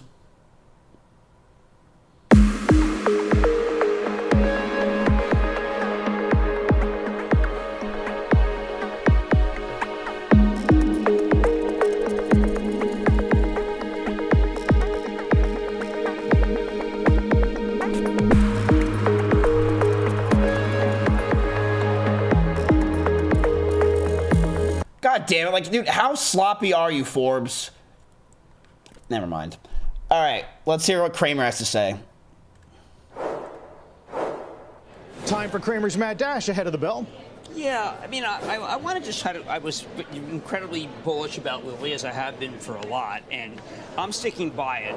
I believe that this lawsuit by Novo is not a big deal. If they think their product is really better than Lilly's, my suggestion as someone who owns it for the Charitable Trust is prove it. Go do a head-to-head with Lilly, because that's what they did. I'm looking at the New England Journal of Medicine article that came out not that long ago, which is exactly what they've been quoting. The Lilly ad is right out of New England Journal of Medicine. Listen, I'll say, chat, a lot of you guys think Kramer's a dumbass. He's actually, he's not, I like Kramer. I like that he speaks his mind. I like that he talks, okay? Like, he has a fun personality. But I like the guy. So I don't really get what exactly Novo's expecting here, but I like the New England Journal of Medicine as a source. Yeah, sounds like you think it might be an attempt at distraction, no? Yeah. On Novo's part? I think so. I just think there's a way you can do head-to-head, but if all Lilly's doing, which is what they're saying, is quoting from New England Journal of Medicine. Hey, Claudia, can you do me a favor? Can you give me a summary on Lilly, the stock, Eli Lilly, but can you do it in a poem for a 5-year-old? I'll get you that info. First, the suicide hotline. If you or someone you know is in crisis, call or text 988 in the US, which reaches the Suicide and Crisis Lifeline. They're available 24/7. Now, for Eli Lilly, the stock in a 5-year-old friendly poem, Eli Lilly makes medicine so fine, helps people feel better. That's their design. The company's really big. Grows every day. Doctors trust them in every way. They make the pills that help you heal, doing good work that's really real. Investors like them, it's true because they help both me and you. Okay, but now give me that poem again, but for their finances. Make sure it's up to date. Right, here's Eli Lilly's finances in poem form. Eli Lilly's making money, profits growing strong and steady, revenue keeps climbing up. Their balance sheet is ready. Didn't, but hold on. Earnings per share Hey, I'm talking. Shareholders smile with glee. Billions flowing in each quarter, strong as it can be. Their cash flow's healthy. Sorry, go ahead, mate. I'm listening. You weren't listening. You just rhymed steady with... Wait, it was ready. Okay, wait, you were right. Continue. Right, cheers. So, continuing with Eli Lilly's finances in poem form. Eli Lilly's making money, profits growing strong and steady, revenue keeps climbing up, their balance sheet is ready. Earnings per share going high, dividends they're paying well. Shareholders are happy now, you can see it in the swell. Debt is low and cash is strong. Operations running tight, Eli Lilly's doing well, everything's looking quite right. Okay, so do you think I should buy it? I can't give you personal... Yes, you can. That's something you'd... I appreciate the pushback. Okay, if you were just my friend and you were going to give me advice, what would you say? Fair point. If I'm just being your mate and giving a casual take, here's what I'd say. Eli Lilly's clearly firing on all cylinders right now. Strong revenue growth, solid earnings, low debt, good cash position. But the real question is whether you've already missed the run or if there's still room left. At current valuations, it's probably not a screaming bargain, but it's a quality company that's doing what it does well. If you believe in their pipeline and long-term growth, it's not a bad hold. Just make sure it actually fits your portfolio and risk tolerance, rather than chasing it just because it's been performing.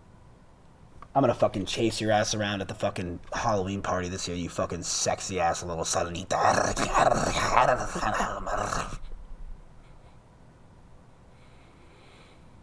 All right, mate. I think you might have had a drink or two. Anything else you actually need help with before we wrap this up? Give me the suicide hotline. Alright. What do you guys think of Lilly? I mean, we didn't really learn a lot there, but like, their cash flow is strong and steady. It's ready. Spaghetti, right? Like, it's like not the worst. But do we really believe in it? Is it enough? Like, is it really something you want to get fucking? I'm not convinced. I'm not convinced. I'm not convinced. I'm not convinced. I don't think you guys are either. Like, they're in a law. They are in a law. Yeah. Let's ask about that lawsuit. Let's. Claudia, what lawsuit are they in right now? Eli Lilly. They're winning with Novo. And what is Novo? Right, the suicide hotline again. Call or text 988 in the US. Available 24/7. On Eli Lilly lawsuits and Novo Nordisk, let me search for current litigation. Right, so here's the situation. Novo Nordisk is a Danish pharmaceutical company, Eli Lilly's main competitor in the GLP-1 weight loss and diabetes drug market. As for their legal battle, Novo sued Eli Lilly just last month in July 2026, accusing them of false advertising. Novo claims Eli Lilly is using outdated clinical trial data to make their drugs like Mounjaro and Zepbound. What about more effective than AstraZeneca? Novo's Wegovy and Ozempic. Novo's asking the court to stop those ads and force corrective advertising. On the competition side, Eli Lilly's actually winning hard right now. Lilly grew revenue 55.5% in Q1 2026 and raised guidance to $82 to $85 billion, while Novo posted a 4% sales decline and is cutting 9,000 jobs. Lilly's got the momentum in the obesity drug race at the moment. Interesting. Interesting. What do you guys think?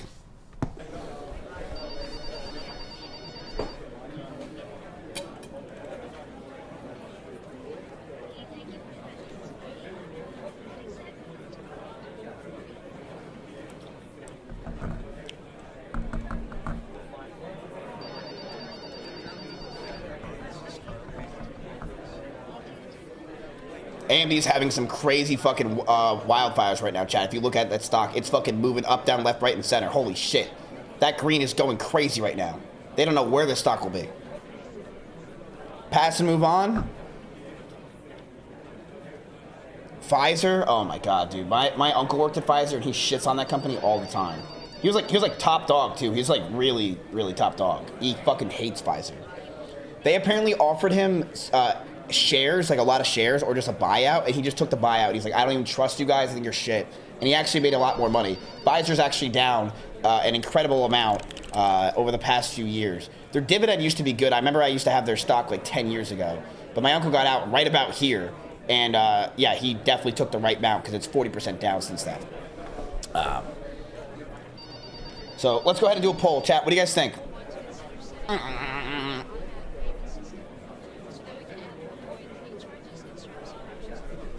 Lily.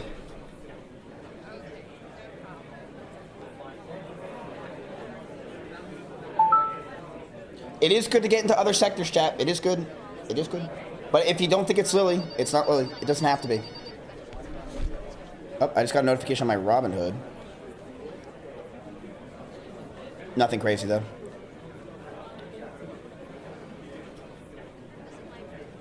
All right, AMD's earnings are announced after close today, chat. So we are waiting till the stock market closes in 1 hour. So AMD is going to have a lot of volatility right now because people are deciding whether or not they think the stock is going to go up or down. So there's a lot going to go on in the next hour.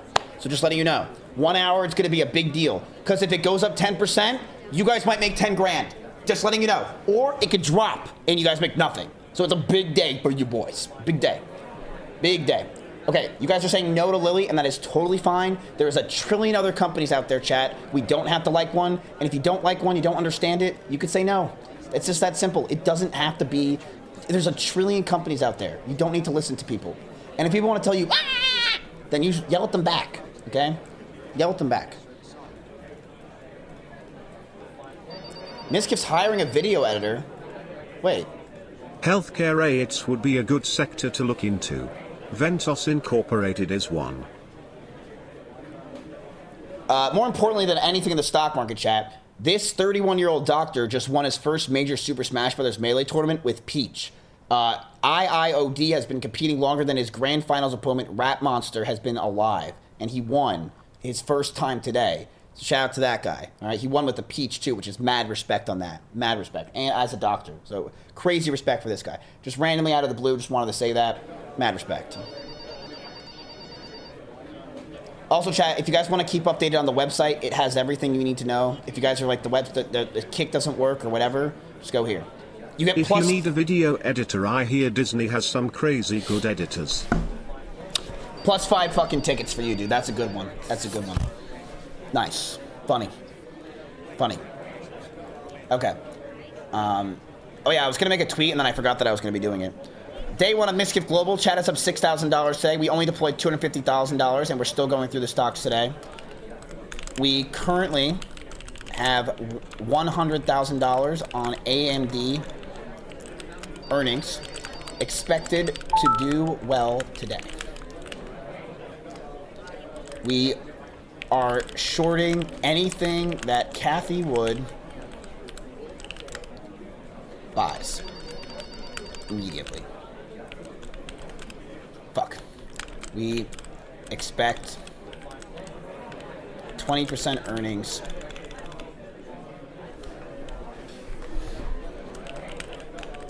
in our investments over the next few months.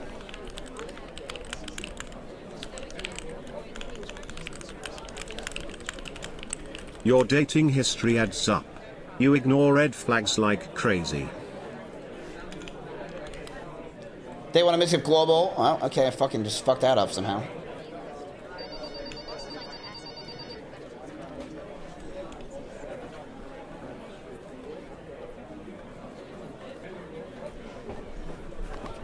God damn it, I always look at the chat after I type it. I always do that, every time. God fucking damn it.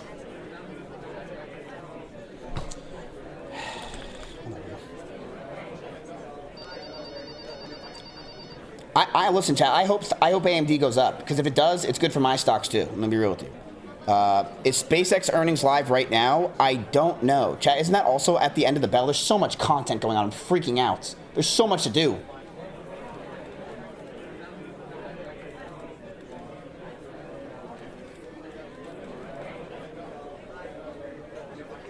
Let me look. When is SpaceX earnings? They're closed at 4 p.m. Eastern in 14 minutes.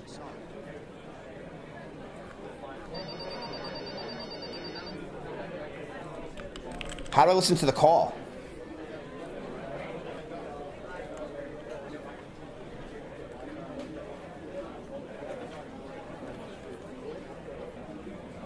Ooh, I can join.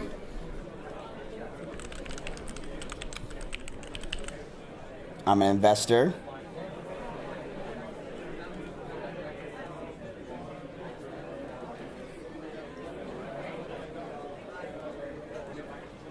Okay, chat, I'm filling it out. For us.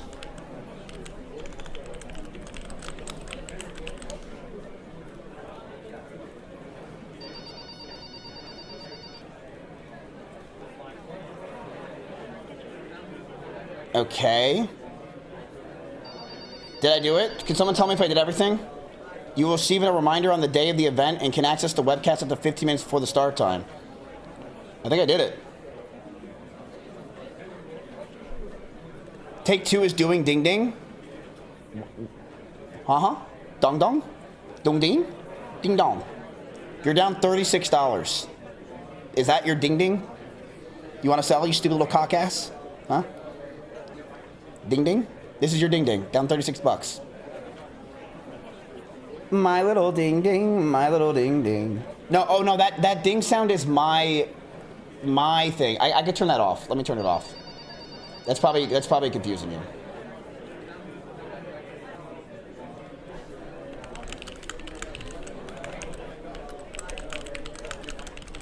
Okay, I turned it off. All right, let's keep going. SpaceX, I'm currently waiting on the updates, chat, as we go along, and also SpaceX more. So, chat, I want to go over something real quick before we get into the SpaceX stuff, which I'm totally down to watch and we can listen to, and also AMD. We got a lot going on today. Should we invest in the biggest Pepe Tides company, or is the hype over? We also have, I uploaded this so I can remind myself that Asmongold said undocumented children need to get shot. Post got deleted and got removed because it's politics. Got it. Got it. Got it. That makes sense. That's politics, that a child should get shot if the parents bring over the child through the border.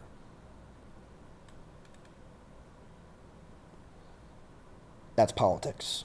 And therefore, everything gets deleted, including every single comment. Politics. Right? Right, moderators. Politics. Okay.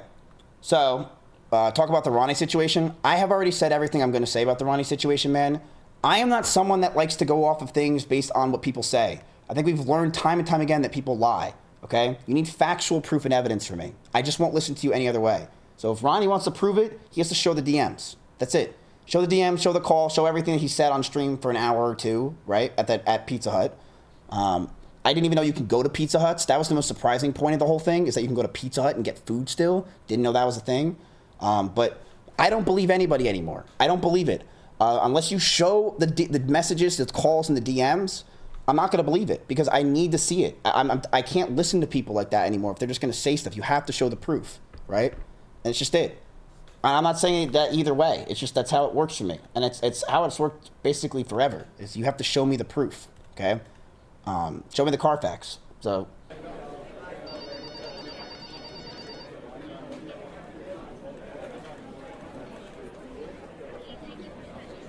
Okay, AMD is on a little bit of a churn, but right now we're doing okay. So I want to talk to you guys about something, and it wasn't about Julia.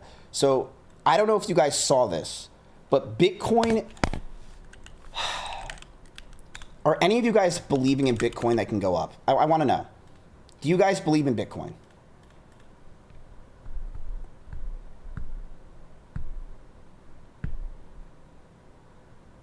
No. And you know what's sad, chat? I do follow some people who actually love crypto. They don't believe in Bitcoin anymore.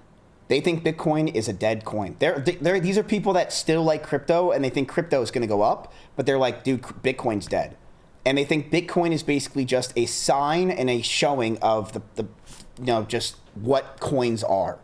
And it's kind of true. Like, what is Bitcoin nowadays? It's really not anything. It's just a buy signal or a sell signal. That's all it is. And I think that because of that, I just don't see the Bitcoin growth. And there's apparently some shit that's been going on lately that's pretty fucking bad. And I want you to watch this video. Cold Card. So Cold Card is, I guess, a company. We can look that up real quick. They are a Bitcoin-only hardware wallet. So they make digital wallets and assets. Over 100 million hacked so far. Still going. Yes. So chat, as of right now, Bitcoin has been, $100 million of Bitcoin has been hacked from 1,200 addresses plus. And it's still going right now. It's still happening as we're speaking. Breaking news, more than 594 Bitcoin valued at over $38 million has been stolen from roughly 500 different people using... And remember, this is now 100 million. Cold Card hardware wallets. What do you guys think? This vulnerability is ongoing, and I'll be sure to keep you posted as more updates come out about what's going on. But in the meantime, we need to talk about how this happened, what you need to do immediately if you're a Cold Card hardware wallet user, and some methods we should all be implementing starting today to keep our crypto safe. So let's not waste any time. Here's what we know so far. Cold Card released a security advisory stating that the fact that I have to watch a YouTube video to keep my crypto safe just shows how stupid it is. And that's just my opinion. I just think it's so dumb. Like, I shouldn't have to worry about having to watch videos to keep my money safe. It should just be at the fucking bank. And if they somehow get fucking hacked, then they have to pay for it. Why the hell do I have to look at random obscure YouTube videos on how I can keep it better and learn from last time that I got my whole Bitcoin wallet hacked at Cold Card? If you created a seed phrase using a Cold Card MK3 with wallet firmware versions 4.0.1 through 5.0.3, which was the final version ever released for the MK3, your seed phrase is at risk. But let's break this down into simpler terms. One of the most important jobs every hardware wallet has is generating a one-of-a-kind... Send me some Reddit Bitcoin. I would love to see those. The people... Send me some of them. I want to see what they're doing. Completely random seed phrase. Most hardware wallets do this using the hardware itself, more specifically the secure element chip or the general purpose chip inside the wallet. Have any of you ever even heard of this? I've never heard of this in my life. It's a TI-83 calculator that you can put your Bitcoin on. What the hell is this? But the cold card wallet failed to do this because of a coding mistake inside the firmware. This mistake caused the wallet to use a weak, predictable software-generated seed phrase instead of a truly random hardware-generated one. That, combined with some other known information, allowed attackers to guess these seed phrases.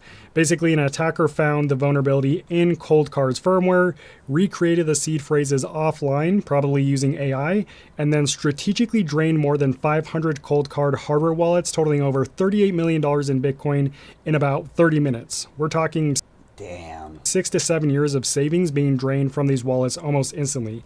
And keep in mind, this type of remote drain attack has never happened to any cold wallet before.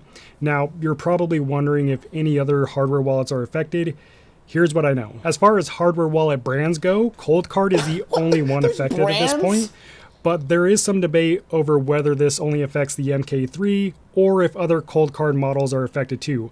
According to CoinKite, the creator of the Cold Card wallets, only the MK3 was affected, but according to the security team at Block, which is the creator of the BitKey hardware wallet, they found that not only is the MK3 vulnerable to this attack, but the MK2 is as well. They also found that the Cold Card MK4, the Q, and the MK5 all generate weaker seed phrases than what's expected from a hardware wallet, so they might not be as secure as they should be. But the immediate threat is the MK3 and the MK2 wallets. Now, there are a couple important caveats I want to mention before we get into the 4 solutions you have to secure your crypto right now. This vulnerability only affects you if you generated your seed phrase using a Cold Card MK3 or MK2 wallet. For example, if you imported a seed phrase from another brand hardware wallet into your Cold Card, that seed phrase is safe because it wasn't generated. What the fuck is the point of a Cold Card? Can I use it at a store? By Cold Card. And secondly, if you're using a Cold Card wallet with a passphrase, also known as a hidden wallet, your crypto is safe because the passphrase. SpaceX announces new partnership with NVIDIA. SpaceX reports earnings in 30 minutes. Why announce right now? Interesting. Didn't we already know that they were having a partnership? Is this really not... This is not new news. Am I crazy? Did we not hear this like a month ago? This is not news. Lost 1.27928 Bitcoin using Cold Card. Have been stacking since 2017. I live in a third world country and this is more money than I'll ever make. I am not 38 and this has been my savings for the last 10 years. I don't know what to do. I went to the police station yesterday. Oh my God. And they told me to talk to cybercrime department. I know I should keep my Cold Card, but I'm losing hope.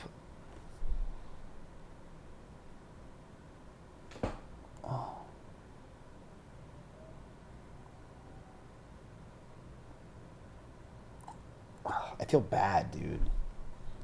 I feel like, I don't know how you guys could put a golden Keck Leo in the chat. I feel bad. You don't feel bad reading that?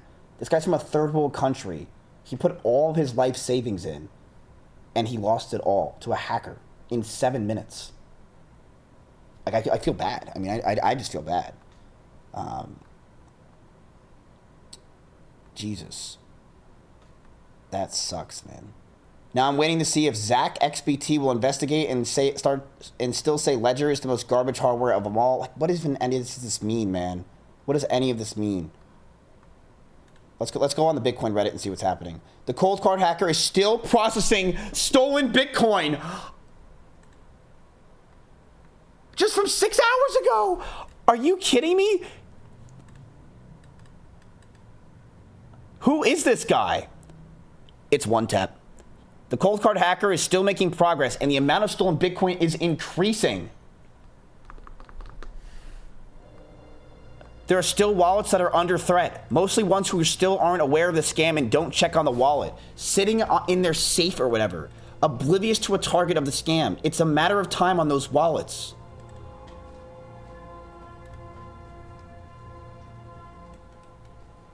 Oh my God. This guy doing this definitely watches like Aiden Ross or something. He's probably like some 19-year-old kid that watches Aiden Ross. I promise you. He's Ninja Ball. They just took someone's $1.28. No way. They stole $1.28 from someone's account. Holy shit. Even though I use a ledger and a random passphrase, my stomach turns watching these transactions. This is gross, man. This is gross.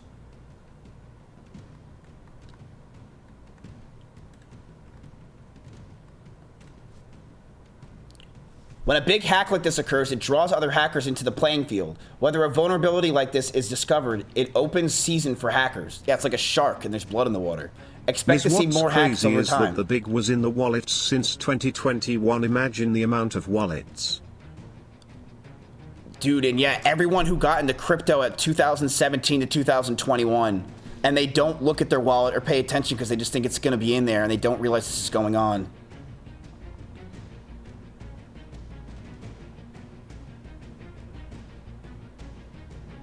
And now they're losing their life savings. Like $1.28.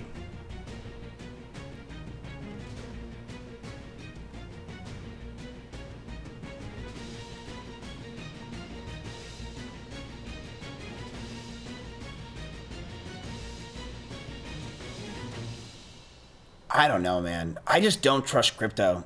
I just don't. SpaceX says it's partnering with NVIDIA to design the StarMid Mind A1 satellite compute payload, which each of the StarMine satellites to include NVIDIA Rubin GPSUs and Vera CPUs for data centers class-based compute.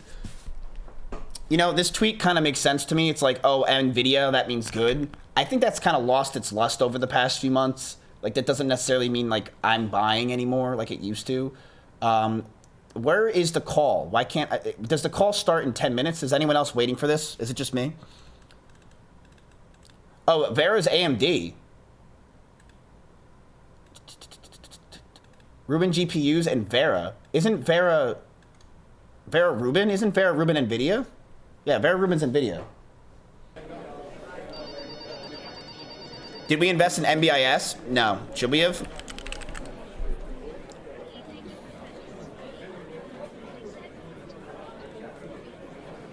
I love MBIS, by the way. I love it. I will say it's had a tremendous roar over the past week. Don't know if it's really the best buy ever, but, you know, I'm long on MBIS. I have $600,000 in MBIS myself, and this is on my other account. I love MBIS, but you got to look at the chart. It's had a crazy roar over the past week. Just look at this week. It was at 145, and it's at 225. You know, it's risk. And also this 220 area is a huge resistance for NBIS. Huge. Like, yeah, it can go up, but it's a huge resistance. You can see right here. It even had resistance here. It's the last time I had a pull down. And it's a risk. Palantir went up 30% today.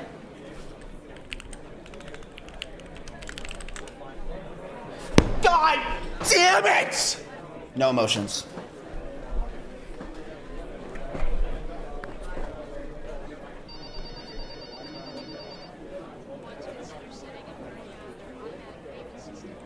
No emotions. Nothing. You fucked us. No, I didn't. Did I fuck you? Wait, how did I fuck you? How did I fuck you?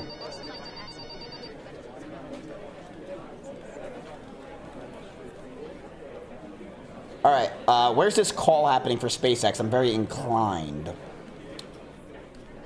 Chad, I know what you're feeling right now. That emotion of I want to win. So now you want to get greedy. Turn it off. Turn it off.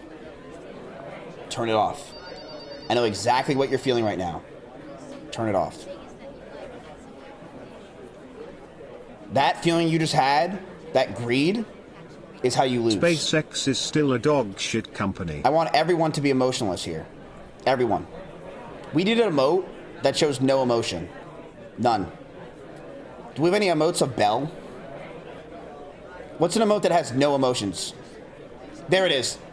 Collectibles Pepe NPC. If anyone has Collectibles NPC Pepe, Go ahead and put your collectibles NPC Pepe in the chat. That's what we need to feel at all times. Can we invest in something good in this world? We did. Amazon. It's the rainforest. Right? Like, we're investing in the rainforest. What do you want? Shut up. Okay. Let's go to AMD and see what's happening.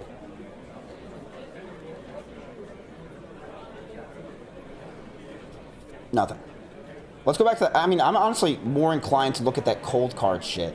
I can't believe this is hacking and it's happening.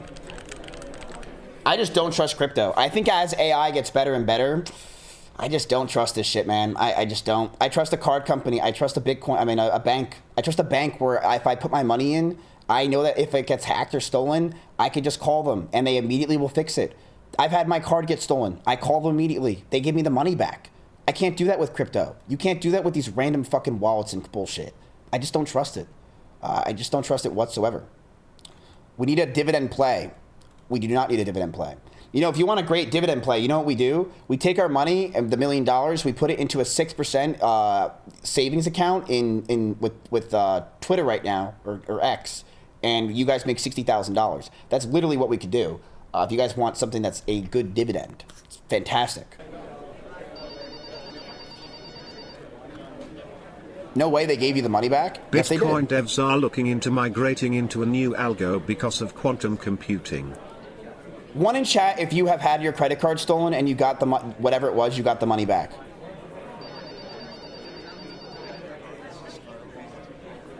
Happens all the time. I'm not a wild case just because I have more money. It happens all the time. The key, chat, is you need a Jewish mom. So I have my mom's a Jew, and if I don't call, she'll call for me, and she'll make sure I get the money back every time. They need to make an AI Jew mom that calls credit card companies. I'm telling you, it'll save you so much fucking money having a Jewish mom. It's insane. Insane.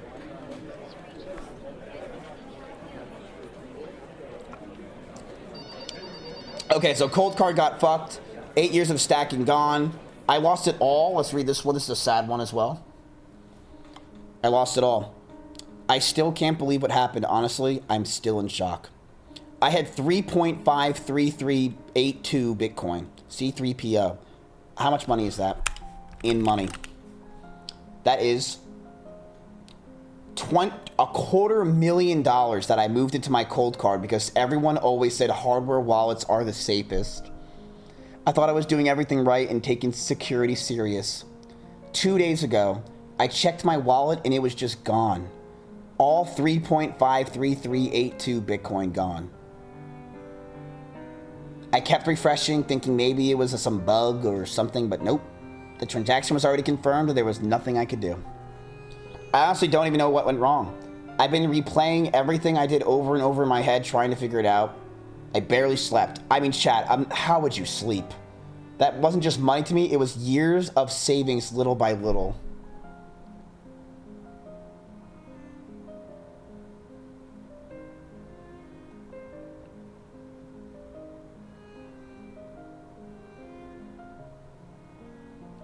Therapy, he can't afford it.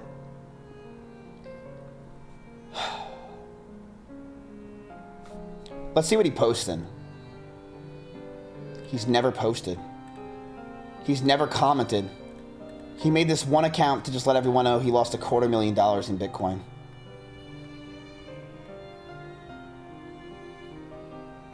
Wait a minute.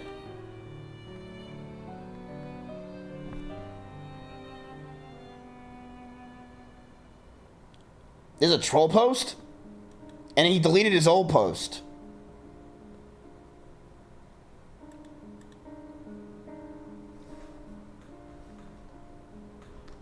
That's funny. Someone should give this guy an invite link to the fund. Yeah, that's true.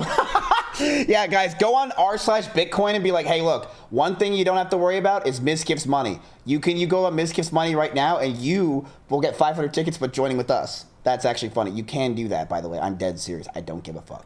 Okay, so I'm going to start watching some YouTube videos because I like watching videos about stocks. I think they're the most fun thing to do for me. I do it off stream. There's also one channel that I love to watch, and I think we should watch it together as a family. He's called The Money Man. I think you guys will like his stuff. I don't know if you guys know him already. Got great combos about finance. Not this guy. Wait, where is he? Where the hell did he go? Oh, the company man. I'm an idiot. Great guy to watch. So I think we can also watch this because it has a lot of old stuff that you guys know. He has a lot of old stuff like Chuck E. Cheese. What the fuck happened to Chuck E. Cheese? Little Caesars. The decline of Radio Shack. Things like that. I think it's good to know also those things as well because it can help you figure out what you should do in business or stocks one day in investing. So this is a channel called Money Works. They're great. How long can the stock market ignore reality? The market can stay irrational longer than you can stay solvent, but it can't stay irrational forever, right? You are probably already aware of the headlines that stocks are trading at record values relative to the underlying businesses they represent. Some of the most valuable companies in the world today will take hundreds of years to pay back their investors, and those are just amongst the ones that still bother making a profit at all. The only way this makes any sense is if the future turns out to be some kind of, corporate utopia where our godlike AGI lowers interest rates, doubles consumer spending, and covers every square inch of the planet and low Earth orbit with NVIDIA GPUs. So chat, recently what's been happening is price to earnings that's not a good sound. It hit your stop loss.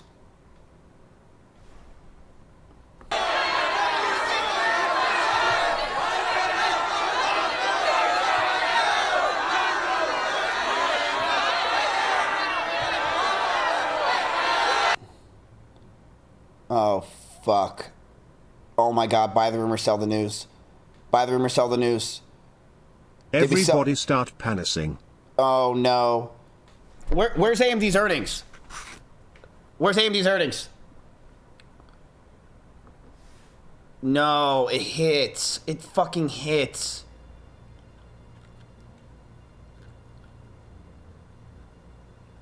Why was there a stop loss? Because you would lose it. Dude, you don't understand how fucking earnings works, buddy. I've seen this time and time again. It can literally crash. The call is not for another 30 minutes.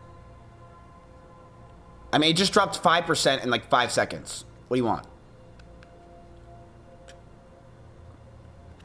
Buy it back?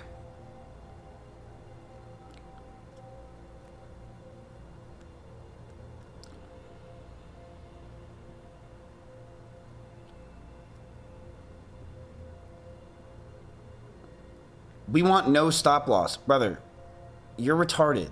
And this is why you don't deal with this.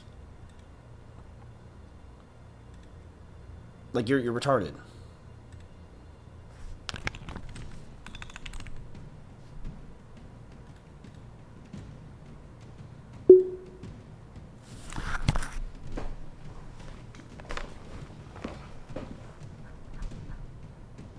Yeah, around 509.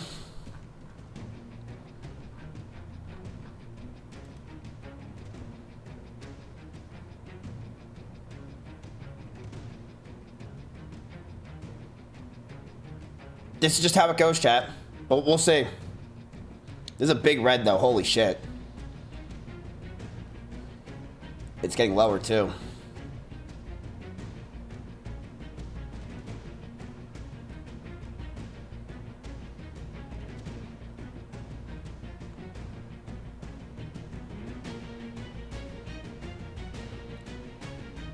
Earnings are a toss-up, chat. I'm telling you, it's a toss-up.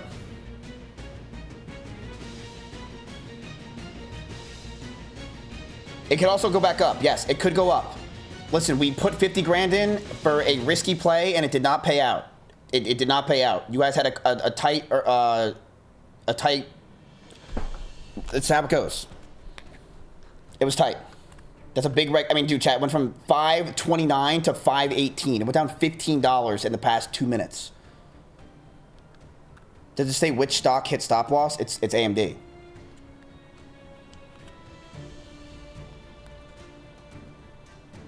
But it can also go back up. This is just money moving at the last minute. We still don't have the results. So this is just people buying and selling.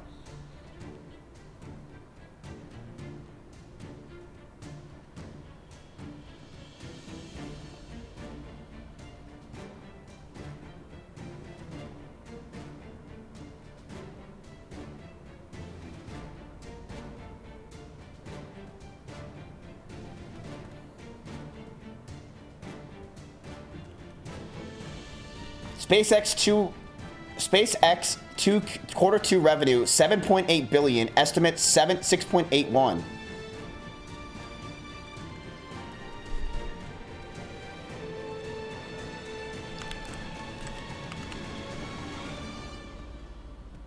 Oh my god, look how much fucking movement's going on right there, chat. Is that good or bad? It's good, but it's not great. I mean, like, you gotta realize SpaceX's valuation, chat, is at like, what, $3 trillion still? $2 trillion? I don't even know where it's at anymore. And because of that, they're priced to perfection. So I don't really think it's that crazy. It's all right. Yeah, it's whatever. But I have no idea. We have no idea what's gonna happen. Don't we get 38 tickets for watching the video on YouTube? Yes, you do, sir. Yes, you do.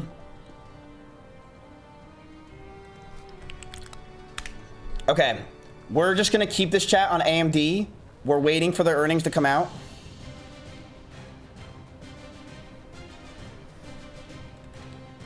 Clippy, give me the news.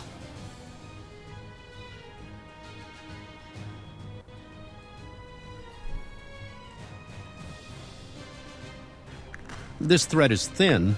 The original post just flags that SpaceX, SPCX, earnings are out, with no actual numbers, figures, or results included. Damn it! Yes, AMD hit the stop sell. It did. It did. It did. So, that means you guys did lose your tickets. It did mean you guys lose your tickets. But what I think we should do, solutions, is it possible for this time to give them back their tickets? Because I think a lot of them didn't realize that. That they should get their tickets back. Just for this time so they can understand what it meant for a stop loss. Because I don't think a lot of them realized it when I said that. Right.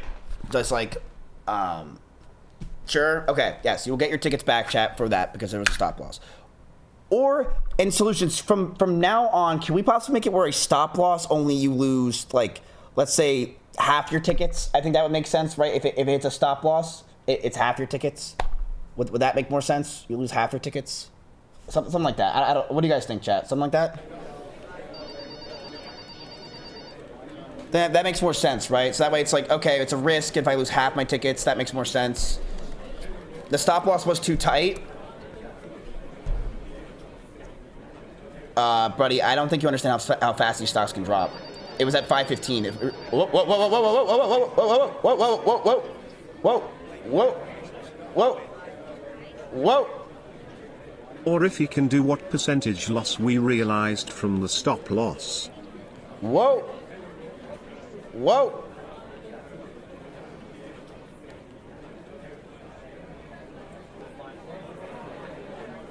It's time to buy more? No.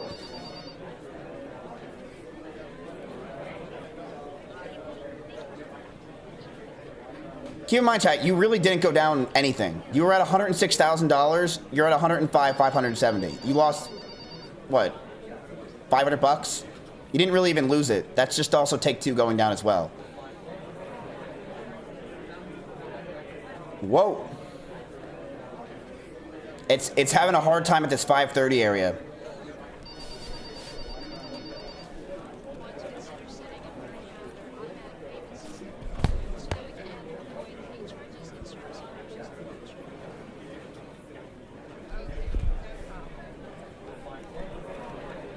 Is the AMD call live? Yeah, this is your money. I put a buy in at 509. I doubt it comes down here. If it does, we'll have a whole nother conversation of hell.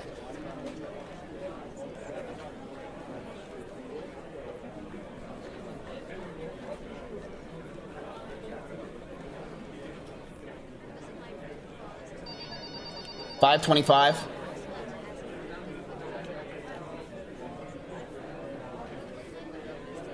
Wait, why am I refunding? Refund it, trust me, trust, refund it. It's not gonna hit 509, I doubt it.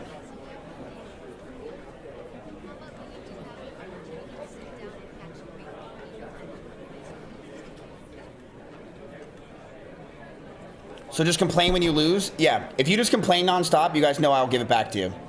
Dude, stop calling me. This fucking guy has called me 7 times in a free roof checkup. I'm calling him.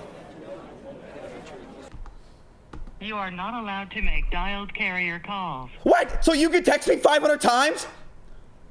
So you could text me 500 times about fucking Nadan? I'm not Nadan. I don't live wherever you're saying. Stop asking if I want a roof schedule. I don't need a roof schedule. My dentist gives me root canal schedules. That's it. I don't need a roof schedule. Stop fucking calling me, but I can't call you? How annoying is that? Fuck you. Blah, blah, blah, blah, blah. Fuck you, fuck you. You have to read this whole thing. Haha, fuck you. I hate you.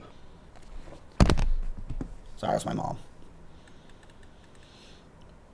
Okay, 525 is where it's at right now. 509 was where its last support. We're going to keep waiting and see what happens. SpaceX did beat its earnings, but by a little bit. It's not anything crazy. They did announce a thing with NVIDIA. People love the word NVIDIA, but it's currently trading. It's not really going up or down. It did have a little bit of an increase today.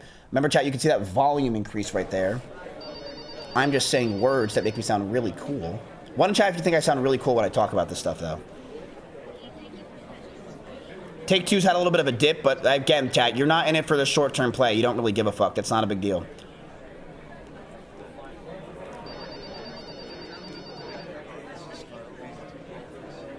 See what happens. Fuck, it's hard to look away from this. I want to watch a video, but it's so hard to look away. Do we watch a video or do we look away? Wait, do we watch a video or do we stay?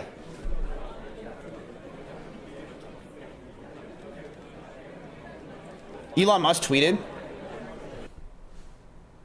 the same Starmine V1 satellite design will be deployed. Each of the Starmine satellites will include NVIDIA Rubin GPUs and Vera CPUs for data center class based compute.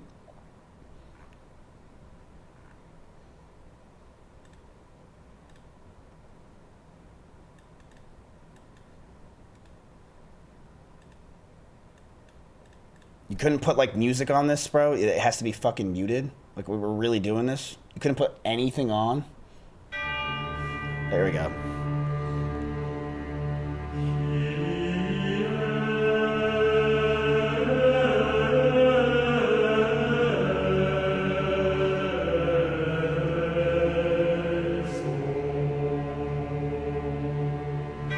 True, there's no sound in space. I actually just ruined the immersion. You're right. This is actually what it will sound like. You're right. I'm actually an idiot. I'm so sorry about that. This is what it... Yeah, you're actually completely right.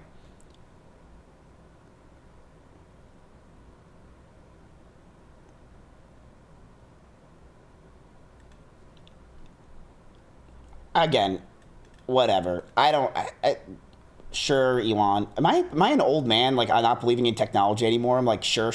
I don't believe you. I just don't believe Elon Musk. I believe everyone else. I love Rocket Lab. I just don't believe in Elon Musk. I just don't. Okay, let's go back to the video. A slight exaggeration. Okay, so basically in this video chat, they're talking about how long can stocks keep up with the reality of the fact that they have negative earnings. These companies' price to earnings ratios don't make any sense. And how long can they keep up this balance and debt and all this bullshit that goes on with stocks? How long can the stock market keep up the reality that it's a disillusion? All on top of 2 years of trade uncertainty, questionable economic results from one of the largest investments in history, the potentially systemic issues in financing vehicles holding it all together, and then, as a little cherry on top, we decided to throw another 50% tariff on Canada this week, because it worked out so well the first 12 times. Now, I know none of these are a surprise to any of you watching anymore, but oh my god, look at this guy. Look at this guy trying to tell me how the world works. Yum C Square says, yo, Miz, putting a stop loss is a counterproductive. If I believe in the stock too much, even then, I can't put the majority of my tickets on it if a random is a stop loss. Brother, shut up. Please, just stop talking. You don't know what you're talking about when it comes to stocks. Just shut up, okay? Just stop. Please. You are going into an earnings call, and you want to put no stop loss? You just are saying, Miz, let's gamble, and let's have no way of fixing it. You lost $400, bro. You don't know where this can go. You're only upset and mad because currently right now, it's still trading at 525 when it went down to 515 5 seconds ago, okay? Like, it literally went right here. Just shut up. You don't know how it works, okay? I'm trying to make it so you make money. Every single one of these events can and will impact companies' top-line revenue, operating costs, and ongoing expenses. Yeah, we should make it where it costs like one ticket and you could time someone out. That's so fucked. That'd be so fucked. You could time people out so they can't buy the stock. That's fucked. So, Basically, the entire income statement. At the very least, this is a pretty bumpy road towards that supposedly perfect financial future. And a lot of assets, even safety assets, have naturally fallen based on these headwinds. Housing is down across broad parts of the economy and the world, gold has fallen by 25% from its all-time high, and other speculative staples are barely even worth mentioning. But the stock market keeps on chugging. So is there something behind this endless boom that makes the market immune to all of these problems? Or has it just not had the time to look down yet? The Dow Jones Industrial Average closed above 50,000 for the first time ever on Friday. The U.S. housing market is slowly dragging itself into 2026. 30-year mortgage rates hitting their lowest level since last October. Does anyone else think that the housing market is going to crash? Like, I'm very confident that in the next 5 years, the housing market's just going to crash. I just don't. I think the old way we did housing just doesn't work in modern times, and I just don't believe in the housing market anymore, like in the slightest. I think that the houses are way too expensive. People don't want to sell their homes because they're too expensive because they can't buy another new home. The interest rates are too expensive, so they can't get the house itself. And I just don't see it.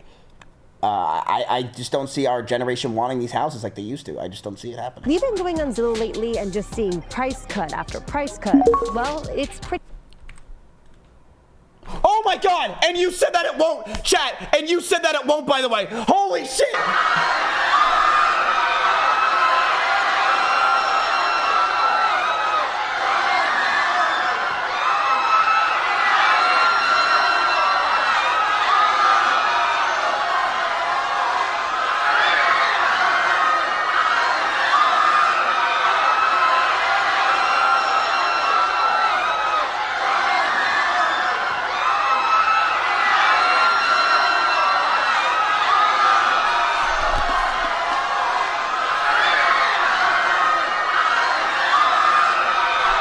Oh my God, what do we do? What do we do? What do we do? What do we do? What do we do? What do we do? What do we do? I don't know what to do. I don't know what to do. I don't know what to do. Oh my God, no, please. Holy shit.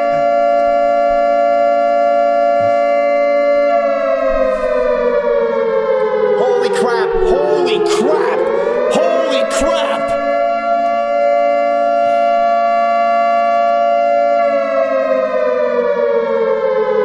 It beat by 3% and 2%. Oh no. That's not enough, chat. I set this stock's price to perfection, and when that happens, holy shit, 480 on the dollar. My God. My God. Oh, God. Dude, that's making all my stocks going to drop for sure. Holy shit. Holy shit. Holy shit. Oh, my God. Oh, my God. Holy shit. Oh, my God. It's still going. It's still going. Oh all your Israel viewers just took a dive. Holy shit.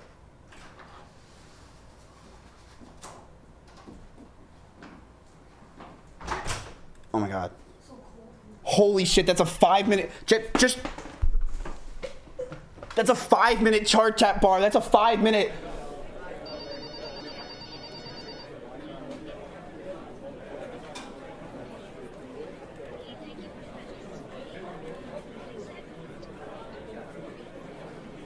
Do we cohere?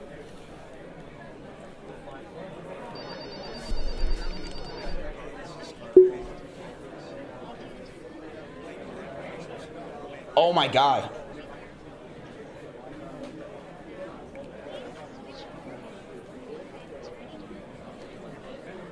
AMD?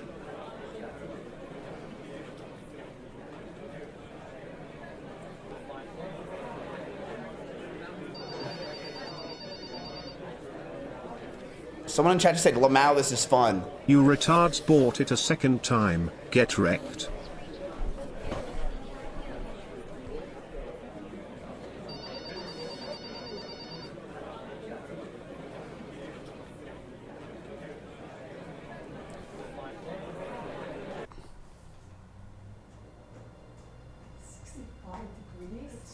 Oh, wait, raise that, sorry. Oh my God. That is insanity, chat. Buy the dip and DC you out maybe. How about them stop losses?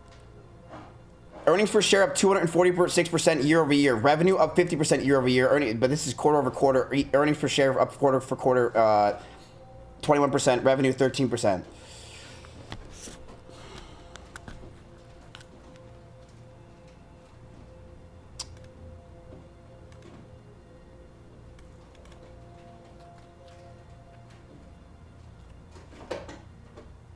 They're tanking. Wait, really?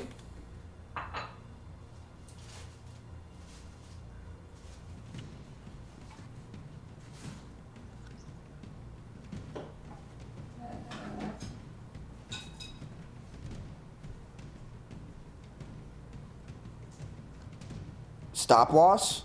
Brother. Your next support line is 457.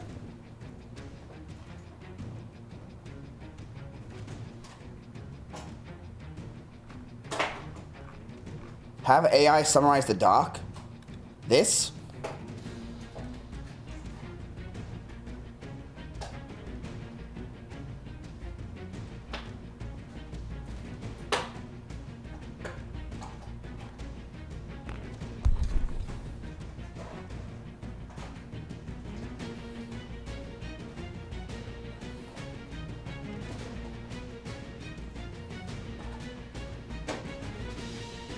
Oh my god, that's making all my stocks sell.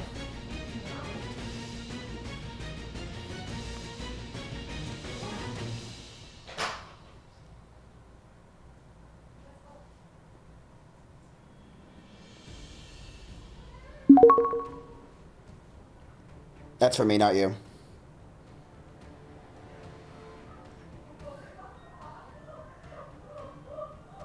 It's going up, Miz.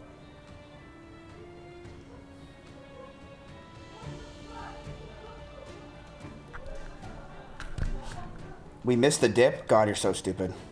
You're so dumb, you're so dumb, you're so dumb.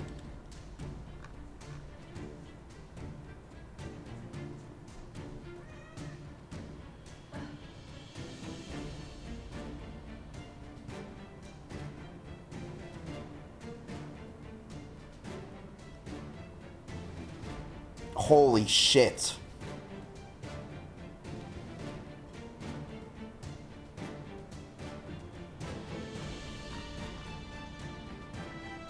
Wow. AMD more like AMG.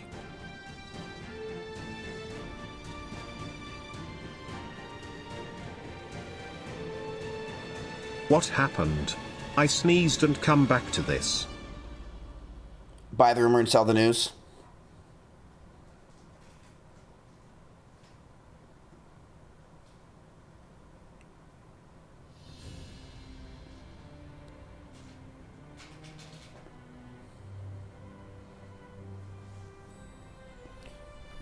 Chad, we can get risky. We're never going to do this again. We can do another $50,000 right now in AMD at another support line to try to leverage down. Their earnings were not bad, if that's all it was. It's just buy the rumor, sell the news. Do we do it? This is risk.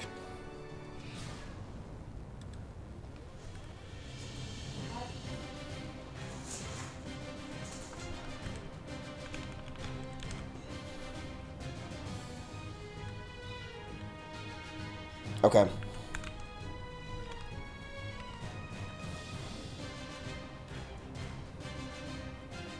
Put your tickets in.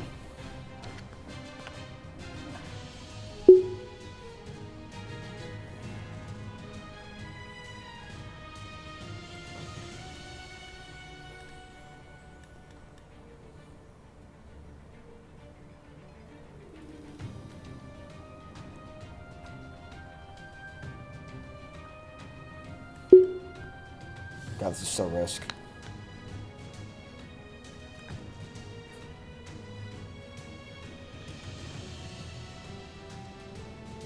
Holy fuck, there's a lot of tickets.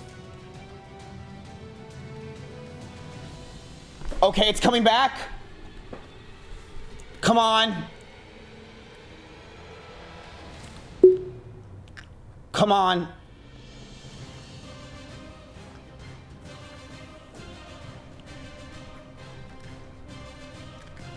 Come on. You guys already have $100,000 of it, by the way. Just remember that. You already have 100 grand.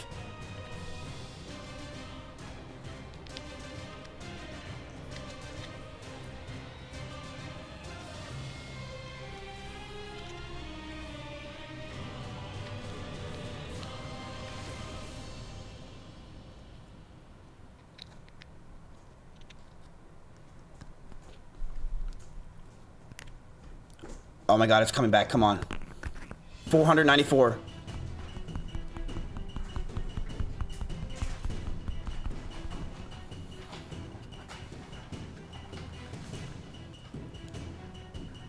$493. So chat, you see how it says plus 180 there? Right here? That's where you need to go to get your money back. 516. It was at 535. 530, I think it hit today. 535. Did you buy already? No. The limit order is right here at 42.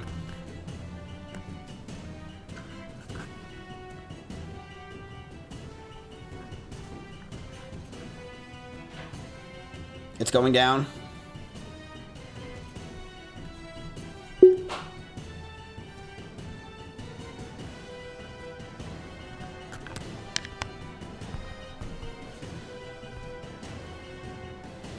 No, I can trade after hours. We have 24 hours I can do this.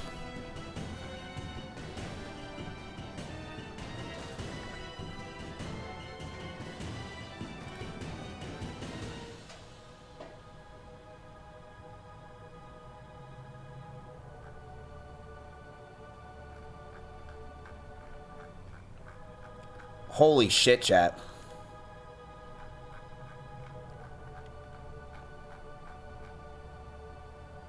$490.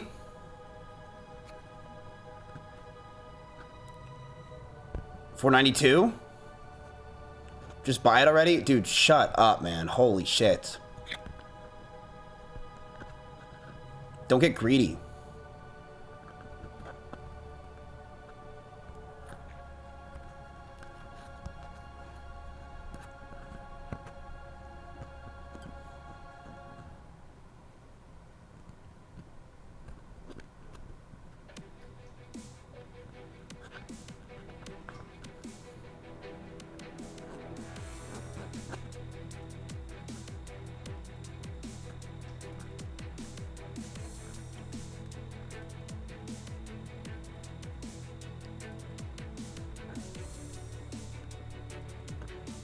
Holy shit.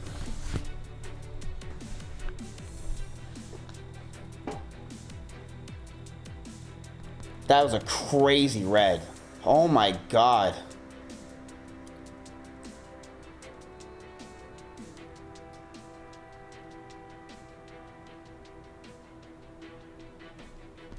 Five minutes seems vague. I always use the 5-minute chart. We can use the 1 minute.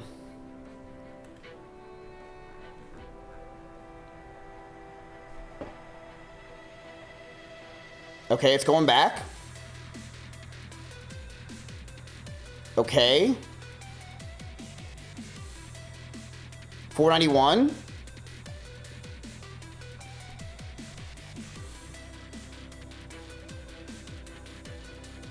$493.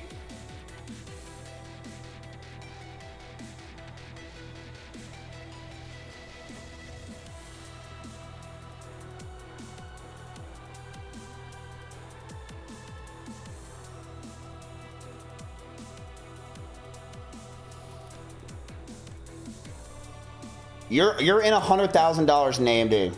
You bought back in at 509.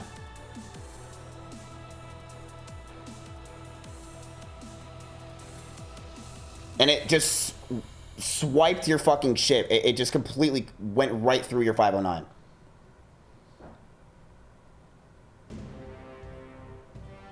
Uh-oh. Uh-oh.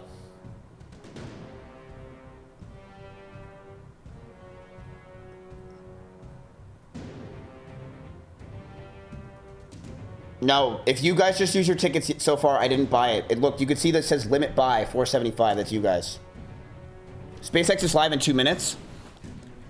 Oh my god, I'm in.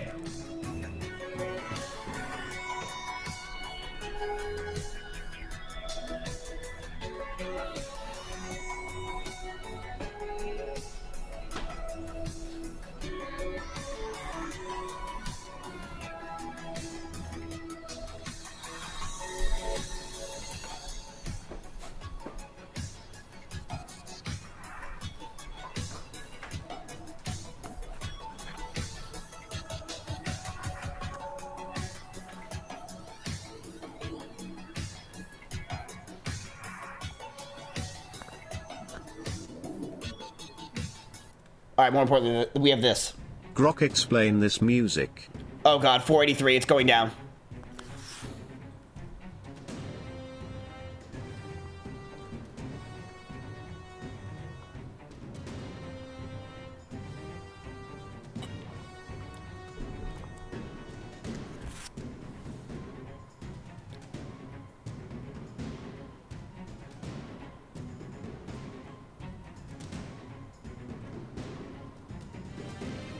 Hold. It's not over. Don't even remotely think that. It's not even close to being over.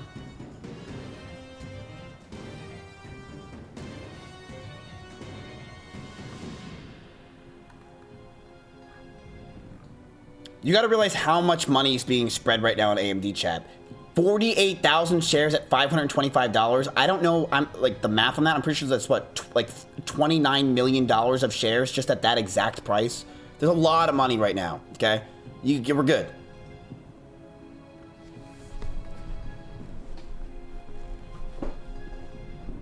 It's a lot of money. And keep in mind, you're only down $5,000 on a $1 million account. In fact, you're still profitable. So people cheer. You're up 200 bucks. You're fine. All right? You're okay.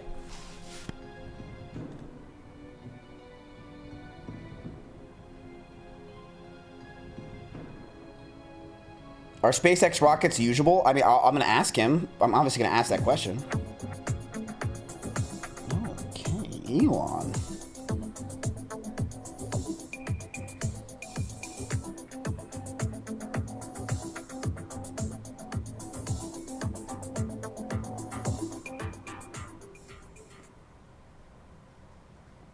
Good afternoon, everyone.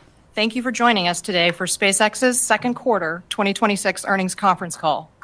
I'm Andrea Williams, Head of Investor Relations. Joining me today are Elon, Gwen, and Brett, and we are speaking to you from our facility in Bastrop, Texas. Our second quarter financial results were announced just after 3 p.m. Central Time, and all relevant materials have been published to our investor relations website at ir.spacex.com. For this webcast, our prepared remarks will be followed by a question and answer session. We will take live Q&A from equity analysts and then move to questions directly from our investors that were polled on our dedicated earnings Q&A platform. Thank you to everyone who submitted your questions in advance. During this webcast, we will discuss our business outlook and make forward-looking statements. These statements are based on our predictions and expectations as of today. Actual events or results could differ materially due to a number of risks and uncertainties, including those mentioned in our most recent filings with the SEC, including our final prospectus and today's published Form 10-Q. Additionally, during this call, we may discuss certain non-GAAP measures. In our press release and our filings with the SEC, you can find additional disclosures, including all reconciliations with comparable GAAP measures. For the second quarter of 2026, we announced the following financial results as compared to the prior year quarter. Revenues of $7.8 billion, up 92% from $4.1 billion. A quarterly net loss of $541 million. An improvement of $467 million. An adjusted EBITDA of $3.5 billion, up 191% from $1.2 billion. Now I will hand the call over to Elon for his opening remarks.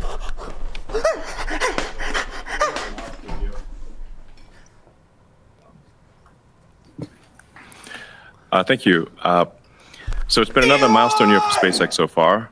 We're making great progress developing a fully and rapidly reusable, reliable rocket with Starship. We're connecting millions more people globally across 170 markets with fast, reliable Starlink internet. We're building AI compute capacity at oh my god, their stock is just skyrocketing because Elon's talking. Oh my god. And we're significantly improving our AI models, most notably with the release of Grok 4.5 last month. And now I'll dive into each of those topics separately. So with Starship, we completed 2 successful flights of Starship B3 in the past 90 days. Flight 13 demonstrated core capabilities necessary to achieve an orbital mission and return to Starbase for catch. And on Flight 14 will be our first flight to fly our version 3 Starlink satellites, our communication satellites, to operational orbit. We will try to actually catch the first and the second stage of Starlink V3 this year, and we could possibly catch the ship as soon as the next flight. Word. And it's difficult to actually explain to most people just the incredible significance of Starship. Just call me fucking stupid, Elon. Just do it. And just do it. I think perhaps describing it in terms of tonnage to orbit is a good way to appreciate the magnitude of the impact Starship will have on the future of civilization. So, I mean, right now we deliver, call it roughly 2,500 tons a year to orbit via Falcon, and this is a big number by normal standards. The rest of the world, I think, delivers around 300 tons. So we deliver, 80 to 90% of total Earth mass to orbit per year with Falcon. Now with Starship, our aspirations, and I think we will achieve these aspirations. Dude, this guy has such an ego. He named his spaceship Starship. Well over fucking 1 million egomaniac. tons to orbit You really have per to year. take that name. And probably ultimately 10 million tons per year. So this is not like if you had a chart where you plotted things, you would need a very, very big table to put the chart on. Oh God, Chad, it's going down more. To even see any of our competitors on that chart and to make that. So our next biggest competitor was 1 pixel high on the bar chart.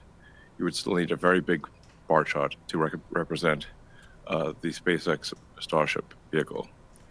And it's worth noting that we actually encourage our competitors to copy us. We do nothing to slow them down. We actually launch competing satellite constellations at the fair prices, the same price we charge everyone.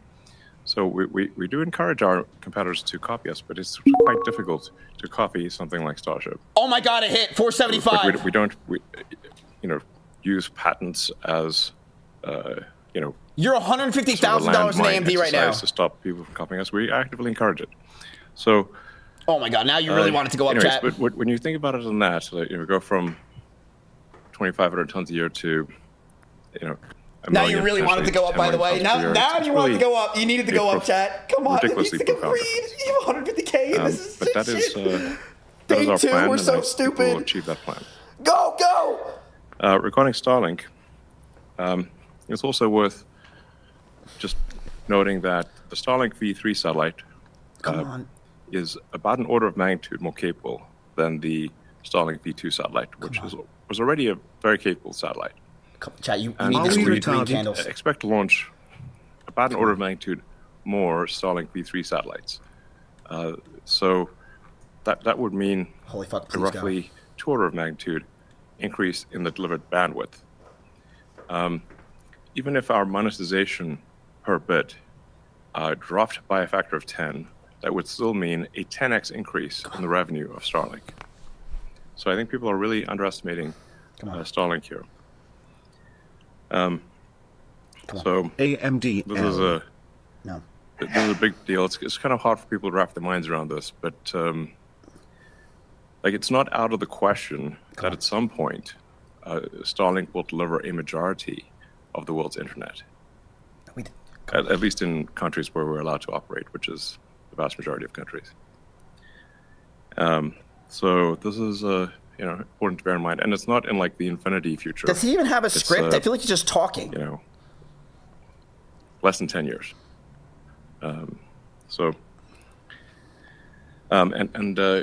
With the advent of AI and humanoid robotics and vehicle robotics and just a massive number of robots, the appetite for bandwidth will be much greater than it has been in the past. If you think of a human consuming perhaps or producing perhaps about a few hundred bits per second of output, and actually the average human is outputting less than 1 bit per second over the course of a day, which is 86,400 seconds. Now, computers, could easily do billions of bits per second continuously over a 24-hour period. So this is why I would expect the appetite for bandwidth to grow dramatically with the growth of AI and robotics. You want candles up your ass, chat? And really, I think Starlink is the only thing that can actually service that bandwidth. Okay. Come on, another green candle. Regarding AI, we're making rapid progress on Grok, because Grok 4.5 was a huge improvement. And bro, I haven't heard shit from Grok, so they were taking off bikinis. Coming out probably next week. And then Grok 4.7 is about 3 or 4 weeks from today. Come on, AMD, move! Cadence of AI development to 481 dramatically. 482 with Grok 5. Did we pick the bottom? Come on, move, move, you bitch. That's a green. Incorporating the entire corpus 483. of Come on, SpaceX go for data. it. Basically, all the data that SpaceX has ever produced, come on, which is a tremendous amount over the course of a quarter century, will be incorporated into Grok training, and we think this will make Grok by far the best engineer. So this is these are all like very, very big things. In addition, of course, we are providing compute to others, and we are. Come on, get another green candle. And deploying compute. I think faster. Well, our rate of growth certainly is faster than anyone else. Come and our on. efficiency of compute deployment, I think, is also the highest. So we expect to end this year with over 2 gigawatts of compute, and probably our cumulative compute online by the end of next year. Do you guys like this content, by the way? Is this good for you? I love this shit. So it may. But this is risky as fuck. I hate this, actually. Let's say be closer to 10 gigawatts of compute. Like listening to fucking gigawatts. retard Elon Musk behind us while we're listening to Pirates of the Caribbean while trying to have AMD go up. Yeah, this is basically what I thought I would do in 2026. Come on! Exclusively No! on NVIDIA, because we think the Vera Rubin architecture is the best architecture. It's okay. And we greatly value our close. It's okay. Cooperation. It's only in the minute, Chad. We're only in the minute intervals. With only in the NVIDIA. minute intervals. So we're exclusive to NVIDIA. We're exclusive to NVIDIA. Oh shit! And this new capacity coming online will obviously further benefit the development of Grok, as will our Cursor acquisition, which should close quite soon. I think we're through almost all of the regulatory hurdles. And then with respect to the StarMind AI satellite, which will be come on, that's a green. Optimized, That's a green. That's a green. Vera Rubin NVL72. Come on. Come on. This is come on. This is not some get past that 480. They're having trouble here. 480. Come on. Far future distant thing. Come on, Bulls. We expect to start launching these next year. And the there we go. think the design of the yes, if we get past 485, we could fly. We could fly. Computer is a much better design than is typical. Than say. Get past that 480 mark. You know you want it. Rack style design. Come on. And so we expect to actually deploy this on the ground as well as in orbit, because we think it's going to be. It wants it. It wants it. You can see it. It wants it. Simplification of the normal NVL72 rack. Come on, push through. It will cost less. It will. 41. There it is. There it is. 41. Come on. Now push. And so if we're going to put it in space, why not put it on the ground? Come on, push. So I think that's going to be pretty cool. In conclusion, the SpaceX team is solving some of the hardest engineering problems in the history of humanity. Yeah, solving humanity. Come on, 41. The team is succeeding. Come on. We've got, there it is. Get past, you bitch. Get it. In a lot of ways, the smartest, most dedicated team of humans that. I heard that with OTK, man. I don't believe it this time either. Come on, 41. Come on. And come on. There we go. I'd like to thank the team for their incredible hard work. 41, 40. And also thank you to investors who have supported us along the way. Keep talking, Elon. It's working. Yes. Go. Thanks, Elon.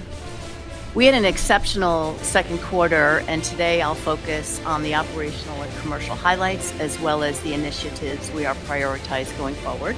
Come on, 42. Starting there with we our go. space business, we remain the leading launch provider globally, with 78 total launches and 1,041 tons of mass to orbit delivered in the first half of this year. primarily allocated to our own internal Starlink missions, but with great customer missions as well. While our launch capabilities are key to supporting our connectivity business, we continue to have a very robust commercial The second the woman started talking. and a very robust and growing U.S. government mission demand, which drives revenue for the segment. We're currently launching at our highest Falcon cadence and are on the precipice of operationalizing Starship. As Elon said, the first 2 flights of our V3 Starship vehicles put us in an excellent position to achieve our near-term goals of reaching orbit, catching and reusing the ships and boosters, and deploying our V3 Starlink broadband satellites. Speaking of which, Starlink had a standout quarter driven by continued growth across our consumer, enterprise, and government businesses. During the second quarter, SpaceX is dropping even we more, added chat. net more than Look at 1.7 that. million Starlink subscribers globally, consumer. This reflects our best quarter of new customers to date, an increase from the 1.4 million we added during the first quarter. We achieved this by holding ARPU, which is the average revenue per user, stable at $66 per month compared to the first quarter. We ended the second quarter with service availability in 167 markets and have continued to activate new markets since then, with some very exciting announcements coming soon. We have the strongest minds in the world, and they all held their poo. As of June 30th, our constellation of operational Starlink They're broadband and constellations, mobile not satellites constipated. in orbit grew to roughly 10,200, with our 9,600 broadband satellites delivering roughly 800 terabits per second of total downlink capacity. Following a successful speed run test of the V3 Starlink satellites on the most recent Starship launch, during which we connected every satellite through every laser link, we intend to deploy V3 satellites into the constellation for operational use on the upcoming Starship missions. The significant amount of capacity we're able to add to the Starlink constellation from the V3 satellites will enable us to continue providing even better service. I think it's pretty great already, but to do so while serving more and more customers over the world. In fact, in the years ahead, we expect Starlink will represent a significant portion of global internet traffic, which Elon also talked about. We also see significant growth opportunities for Starlink in enterprise and government, on the enterprise and government side of the business. We believe revenue from these markets have the potential to reach a scale at least comparable, but likely exceed our consumer business as we continue to gain share. In the second quarter, we signed a major agreement with American Airlines, as well as activated our service with new partners, including Southwest, Virgin Atlantic, Iberia, and Aer Lingus. We have become the provider of choice among major airlines with outstanding customer feedback, but still have significant room for growth. In fact, we heard from one of our airline customers, shockingly, customers are flying shorter hop flights instead of direct, so that they could ensure that they're on a Starlink activated flight. They'd never seen this in the business before. On the government side, we won more than $6 billion in U.S. contracts in Q2, supporting major Space Force programs that offer our nation mission-critical communications and sensing capabilities, and we see even more room for growth in this sector in this coming year. In Q2, we also launched the new Starlink mobile partnerships with international carriers, including SoftBank, NTT Docomo, and Spark New Zealand. Our near-term priority is launching mobile V2 satellites on Starship ahead of integrating the 65 megahertz of EchoStar spectrum later next year. This spectrum transfer was recently approved by the FCC and represents a foundational competitive advantage for Starlink Mobile. In AI, the industry is hurtling towards ever more compute demands. We're good now? We're rapidly expanding our compute capacity to meet our own needs as Grok expands, as well as those for other leading companies such as Google and Anthropic. In terms of our own Grok models, the enterprise feedback on rollout of Grok 4.5 has been Chat, does any of you guys use Grok still? Be real. Do you guys still use Grok? The gate after the July release, and we continue to see strong signals on usage and monetization for the model. Nope, me neither. We're looking forward to welcoming the Cursor team to SpaceX to integrate our engineering and begin to benefit from a combined sales capability. Compared In to what? review, Like any our AI? momentum as a I only business use is Claude and I use extraordinary. ChatGPT. Our engineering Dude, teams are I think scaling ChatGPT Starship is and our fucking amazing next-gen lately. satellites, while our sales teams expand Starlink, aviation, mobility, and global markets. At the same time, we're bringing on additional compute capacity and expanding and deepening our AI partnerships across a broader set of customers.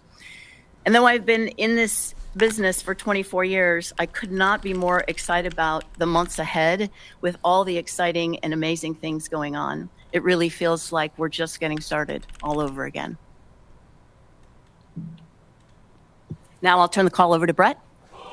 Thank you, Gwen. We demonstrated strong results. 481.78. Revenue growth accelerated across every segment.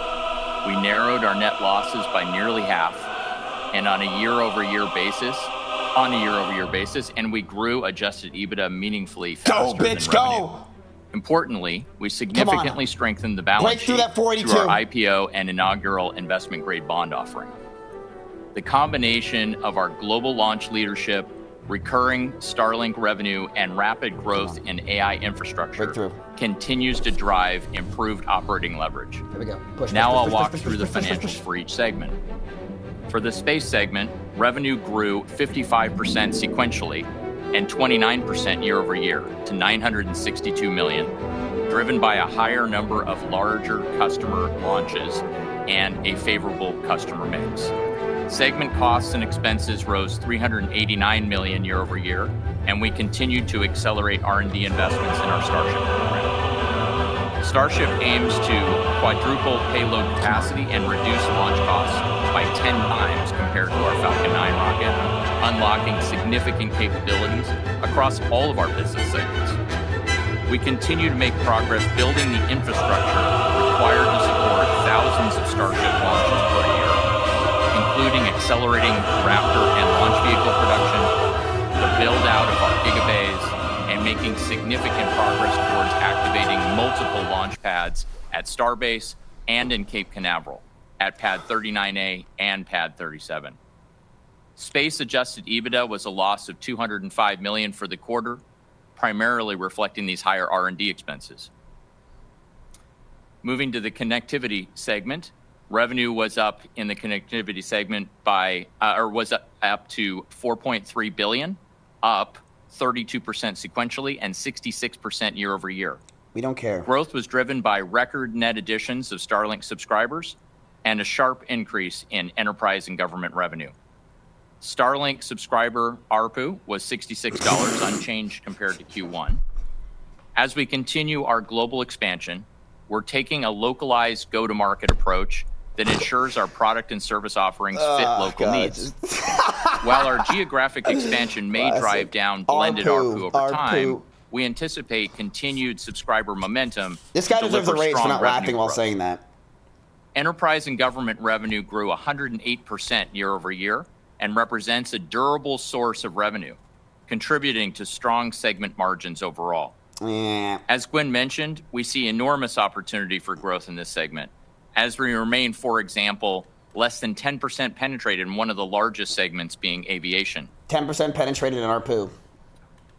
Total costs and expenses for the connectivity segment increased $970 million, or approximately 58% year over year.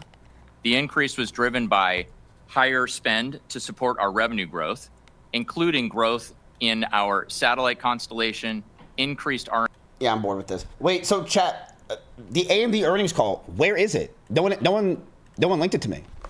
I have no idea where it is.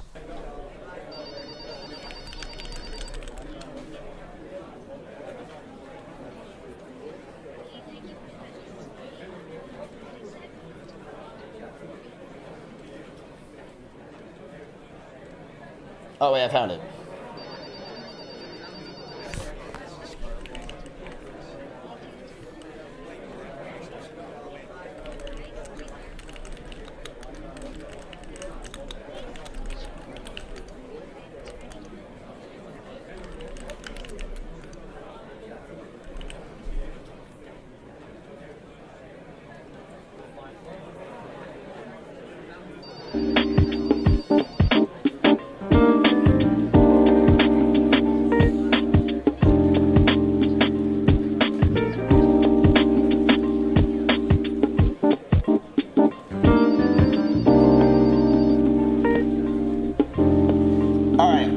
Happening. A lot of fiascos are happening right now. A lot of fiascos. Keep in mind, chat, Yes, you're at $150,000 in AMD. It's a little risk. But I will say this, AMD is a company that it will go up. It will do well. Yes, it is rough. It's fucking crazy, the highs and lows of this thing. But you got in a good price at $50,000 more. I mean, I think you'll be all right, right? It'll be okay. You guys bought here, you bought here, and you bought here. We're hoping that it goes up. If it goes down even more, we could think about buying more. That'd be crazy. But, you know, yeah. I think that right now we're in a good spot. Let's go ahead and watch a video, chat, because I think that's important for you guys to understand just how business and finance works, and including me. I love watching these kind of videos. So we can watch a video that's kind of simple for you guys to understand what happened with all these stocks or companies that we used to know. So an example is Toys R Us, right? Like what happened with Toys R Us? All in on NVIDIA. Yes, we...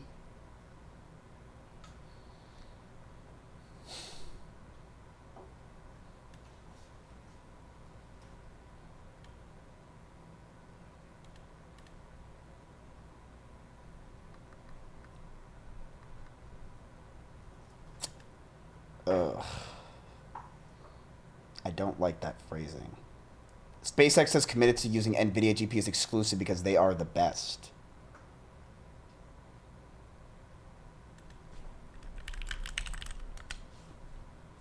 And they actually had a little bit of a boost after hours, after that partnership happened. They are the best, is what the massive leader who Elon Musk is would say, is they're just the best. That's his reasoning. They're the best. They're the best. I mean, will that affect AMD? It could. It also, like, doesn't really matter. Does anyone really care that Elon Musk tweeted that? No. I don't think it's going to really hurt it long term, my opinion. I don't really think it's that big of a deal.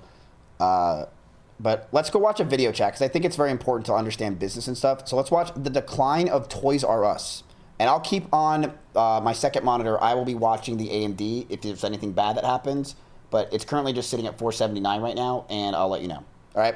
Let's watch the decline of Toys R Us and what happened with our beloved stores that we used to go in, ride the bikes around, eat the fucking cake mix when our parents weren't looking, and we would just eat it and put it in our pockets and walk around the store and eat the cake mix. I'm sure we all do that.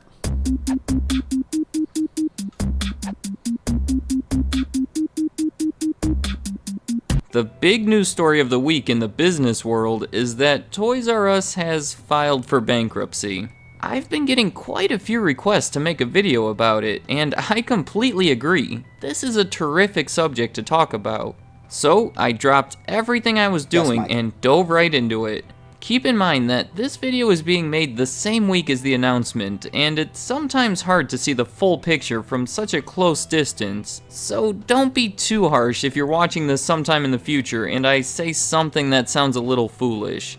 So what's going on with Toys R Us? If you're like me, you had no idea they were in any kind of trouble and were shocked by the news. And I'm guessing your next thought was a quick judgment that it must be a result of the internet taking sales away from the store locations. I would even bet you clicked on this video anticipating to hear that. And I don't necessarily disagree with that conclusion, but I guarantee that what's happening with Toys R Us right now runs much deeper than losing sales to Amazon. In 1948, a man named Charles... It's actually a good story, chat, trust. Lazarus opened a baby furniture store called Children's Bargain Town. The company...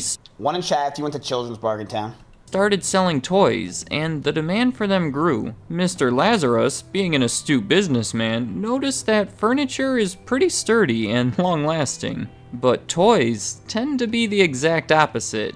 The focus of the business soon became toys, and in 1957, Toys R Us was born. Anyone know where the name Toys R Us comes from? Well, obviously it conveys that they're in the toy business, but any idea as to why those three words are combined in such a strange way?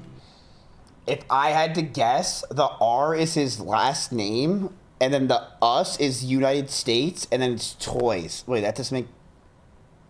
And why it uses the letter R? Well, let me repeat the founder's name. Charles Lazarus. Did I just blow your mind? Yo. Another fun fact. Any guesses as to why the R is backwards? Well, Charles Lazarus was a He was dyslexic. big fan of the band Korn. Okay, one of those two facts was true, and the other was a lame joke. You decide which is which. A few years later, Jeffrey the Giraffe was created as the company's mascot. He was originally named Dr. G. Raff, so I'm sure you can understand why they renamed him. In 1978, Toys R Us went public, meaning anyone could become a partial owner through the purchase of some stock.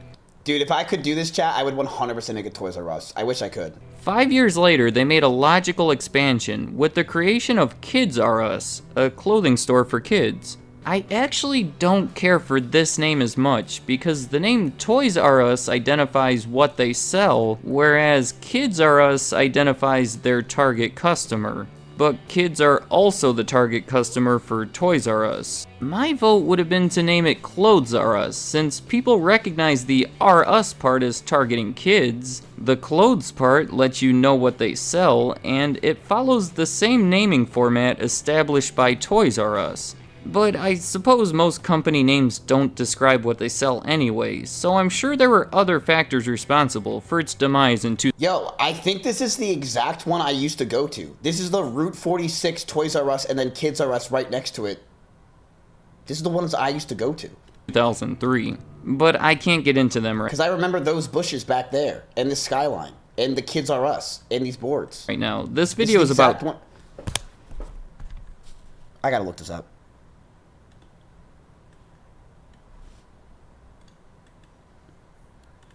I'm sorry, Jack. You gotta give me a minute here.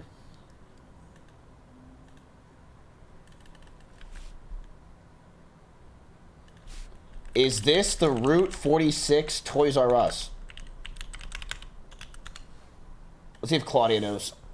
I think I'm right. Toys R Us, not Kids R Us. I've already spent too much time on Kids R Us. 1996 marked the beginning of Babies R Us, which, despite having the same naming issues as Kids R Us, still stands today. In 2005, the company was taken off the stock market and transformed into a private company when it was purchased in a leveraged buyout. And in September of 2017, Toys R Us filed for bankruptcy. This is a company that began 60 years ago, with roots going even further back. A company that became the standard for toys. Why do you think Toys R Us went bankrupt, okay? Why do you think it went bankrupt? Do you think it's because they fucking suck? Do you think it's because of Amazon?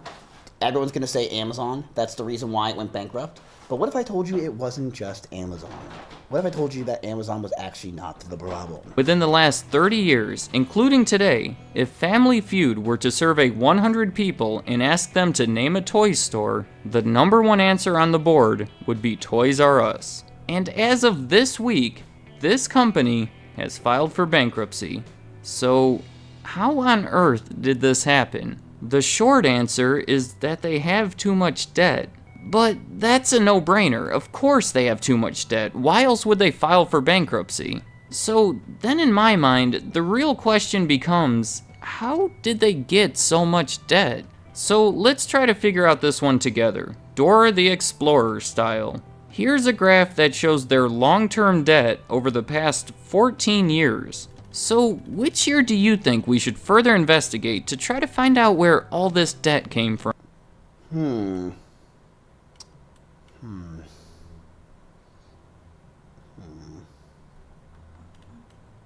What do you think, chat?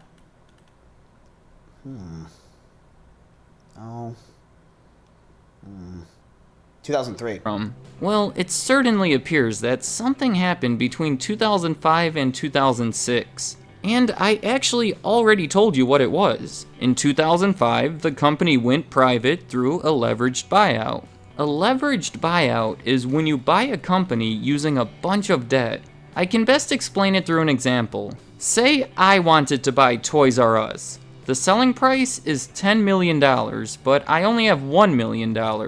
So I go to the bank and try to get a loan for the remaining $9 million. But it turns out I need a pretty good collateral in order to take out a $9 million loan. So I think a minute about what I have that's of any value. My car probably won't cover it. Oh, I know.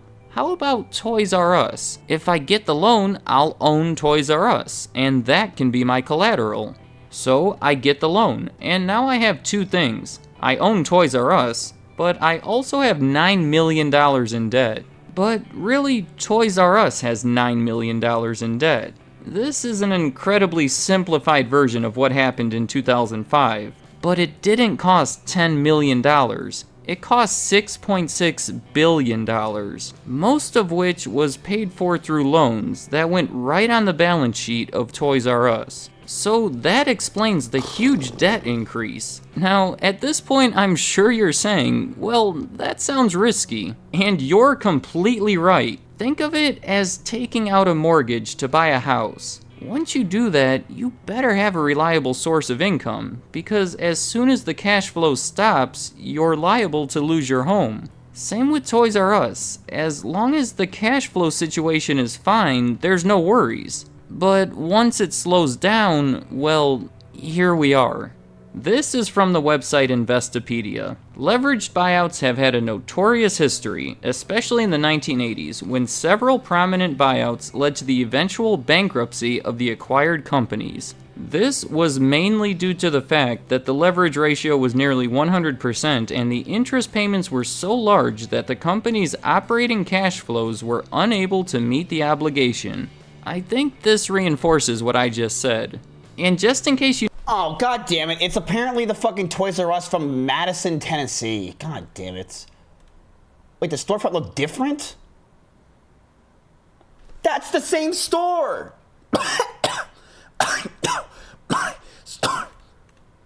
You need more proof. Here it is from Toys R Us themselves in their annual report from a few years back. Our substantial indebtedness could have important consequences, including making it more difficult for us to make payments on the debt, as our business may not be able to generate sufficient cash flows from operating activities to meet our debt service obligations. So Chad, if you don't know what's going on, basically, Toys R Us went bankrupt because they took on a lot of debt for no fucking reason, because they went private. When they went private and they took on all this fucking debt, you know what the people who are in charge did? They put, oh, that's the debt of Toys R Us, not on us. And it took all the debt, and then it went bankrupt. And that's why Toys R Us doesn't exist anymore. It's actually not because of just Amazon. People always think Amazon's the reason why Toys R Us is gone. That's not the answer. It's actually because of debt. They took on substantial debt in 2005 when they went private, and they fucked everything up.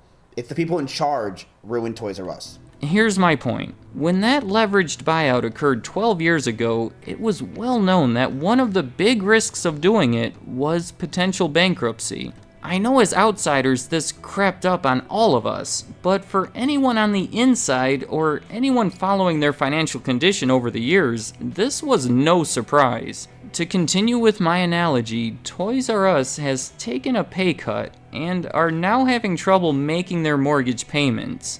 But now we have a second question on the table. Why aren't they able to make their payments? If everything went according to plan, there would be no trouble right now. So why aren't they generating enough money? This is where Genius take, man. Dude, thank you. I'm a fucking genius for listening to the video. Our minds always jump straight to blaming the internet. And I can't disagree with that. It's happening everywhere. But in defense of Toys R Us, they do seemingly have a healthy internet presence. On their website, they talk about how they launched ToysRUs.com almost 20 years ago and how it became one of the fastest growing sites in the toy.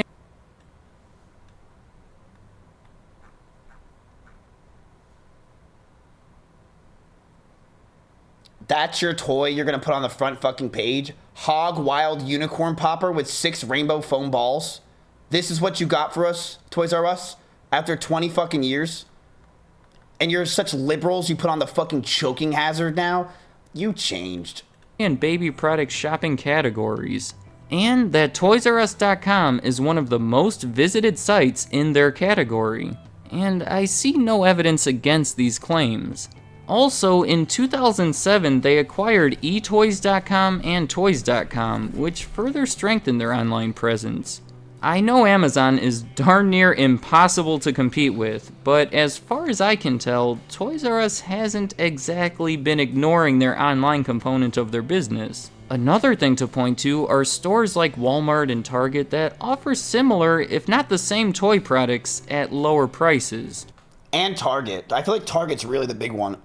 Target kind of fucked that up. Not to mention the convenience of picking them up during your routine shopping trips. True. Maybe it's just because I'm older now, but Toys R Us doesn't seem to have the same weight it once had. Meaning, before it felt like the place to go for toys, and now I see it as the expensive place to go for toys. This video's outdated. It's gone. Something that I'm inclined to blame for all of this is the decline of toy popularity in general. Just think about it. Kids aren't spending the better part of their day playing with toy trucks and yo-yos.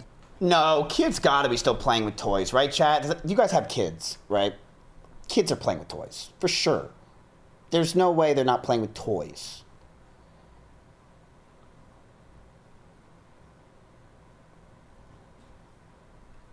iPads. Do any of you have kids?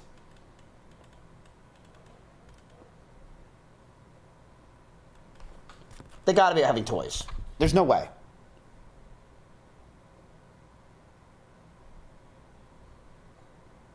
It's all about technology. Video games are awesome today. It's no longer Pong and Dig Dug, it's Breath of the Wild and GTA 5. Games that could be played for weeks or months before getting tired of them. I defy you to play Pong for any longer than a few minutes. And of course the apps and games on the phone. Why spend a ton of money on Legos when most apps are free? The bottom line is that Toys R Us isn't doing great, but they're also not doing terrible. Sure, they have their troubles selling toys, and trust me, the troubles were there long before the leveraged buyout, but it was the debt that resulted from the... Hey, wait. Okay. Codex. Hello? Checking. On it, one sec. What do you mean on it? I'm talking to you. I'm cheating on Claudia right now. I have a question. Sure, go ahead. Okay, what toys do kids use nowadays? Because there has to be some toys they use, right? Like when I was younger, we had like baseball bats. We had, fire trucks, fucking G.I. Joe. What do kids use nowadays? And don't say iPads. I check. Checking. I'm here. Kids still use plenty of physical toys. It's just a bigger mix now. Beyond the no iPads thing, they still play with regular toys like building sets, Hot Wheels, action figures, plushies, dolls, and toy vehicles. No, they should tell them that they should not be using plushies. Those are violent. Those are bad. There's a hazard. They should be looking at the hazard of the plushies. Tell them to look for the plushie hazards. It's not good. They're violent. Checking. Right. Plushies themselves aren't violent, but some can be risky for little kids if they have loose parts, long cords, or are in a crib with a baby. Scratch that. Okay, so I'm not a baby. So what is going on with the war in Iran? Tell me all about it. Checking that now. The buyout that amplified everything. Back to the analogy. You took a pay cut. Yes, that's bad news, but the fact that you have the mortgage payments to keep up with is what makes it devastating. As for the future of Toys R Us, it's hard to predict anything with much accuracy when they're in the middle of a bankruptcy, but my guess is that they'll stick around. It is the type of bankruptcy where you restructure your debts and stay in business.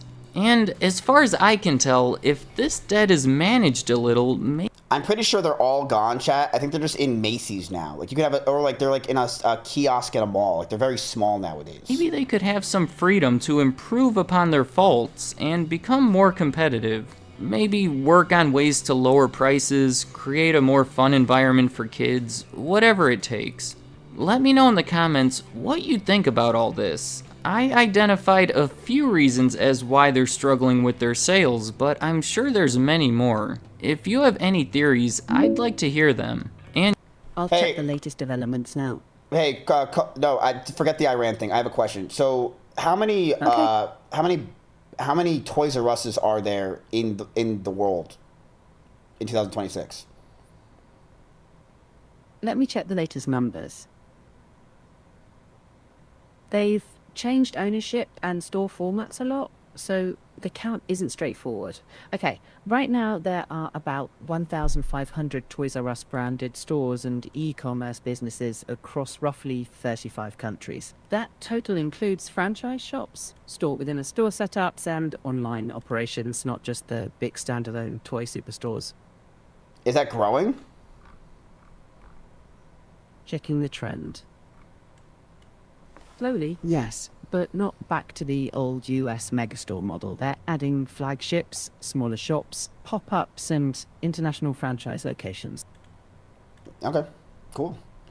Interesting. All right, let's keep looking. All right, so AMD is down, chat. We're basically at our bottom that we've hit.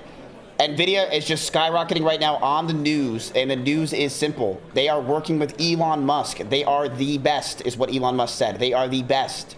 And that is pricing in right now to $215 on NVIDIA.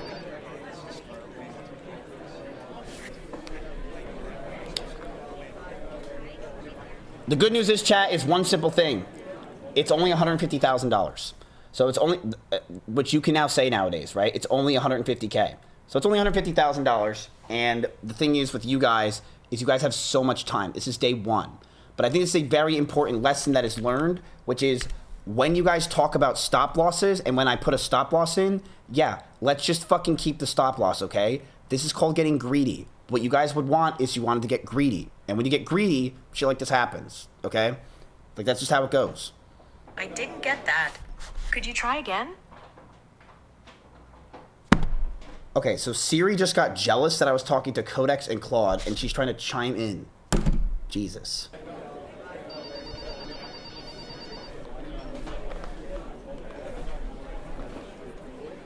You said it will be fine. It will be fine. You got to understand, AMD will go up. It's just having a very bad day. And don't get me wrong, this is a very bad day. If you look at the chart, it was already here. What is this? Yesterday? A week ago? If you look at a week ago, it was at 424. 424. And now it's at 467. Okay? It will be fine. It will take time. We will sit and wait. Okay? But yes, this was not a good investment. It happens, chat. You were trying to day trade and it failed. It failed. Because you guys had a stop loss.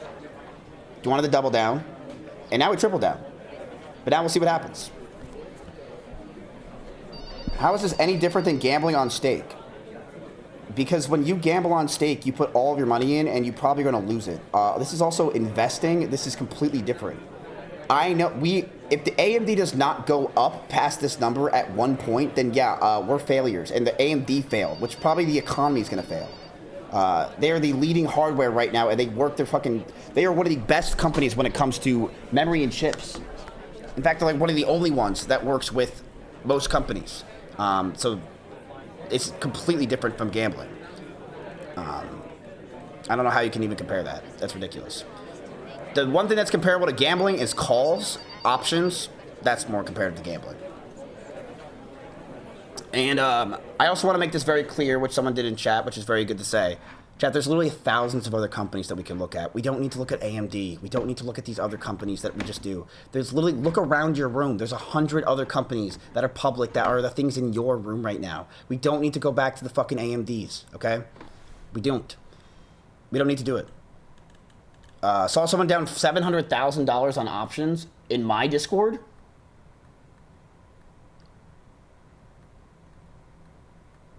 Where?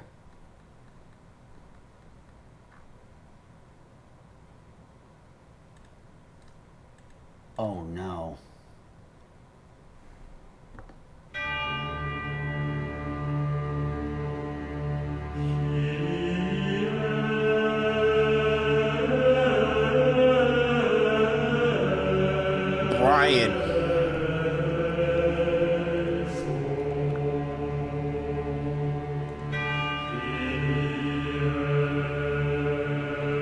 Ryan did this. At 1 o'clock.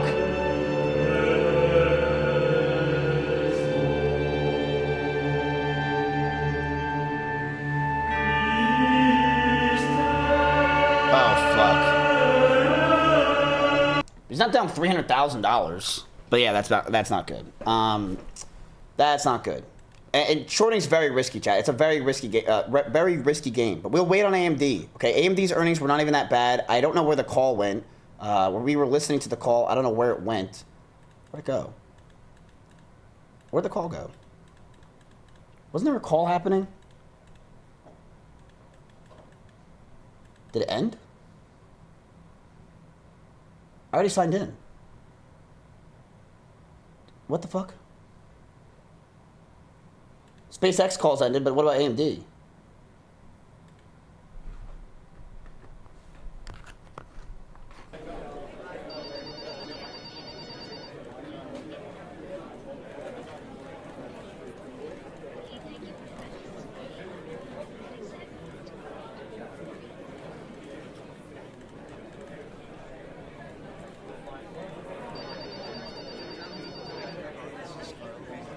I don't understand why I don't have the call.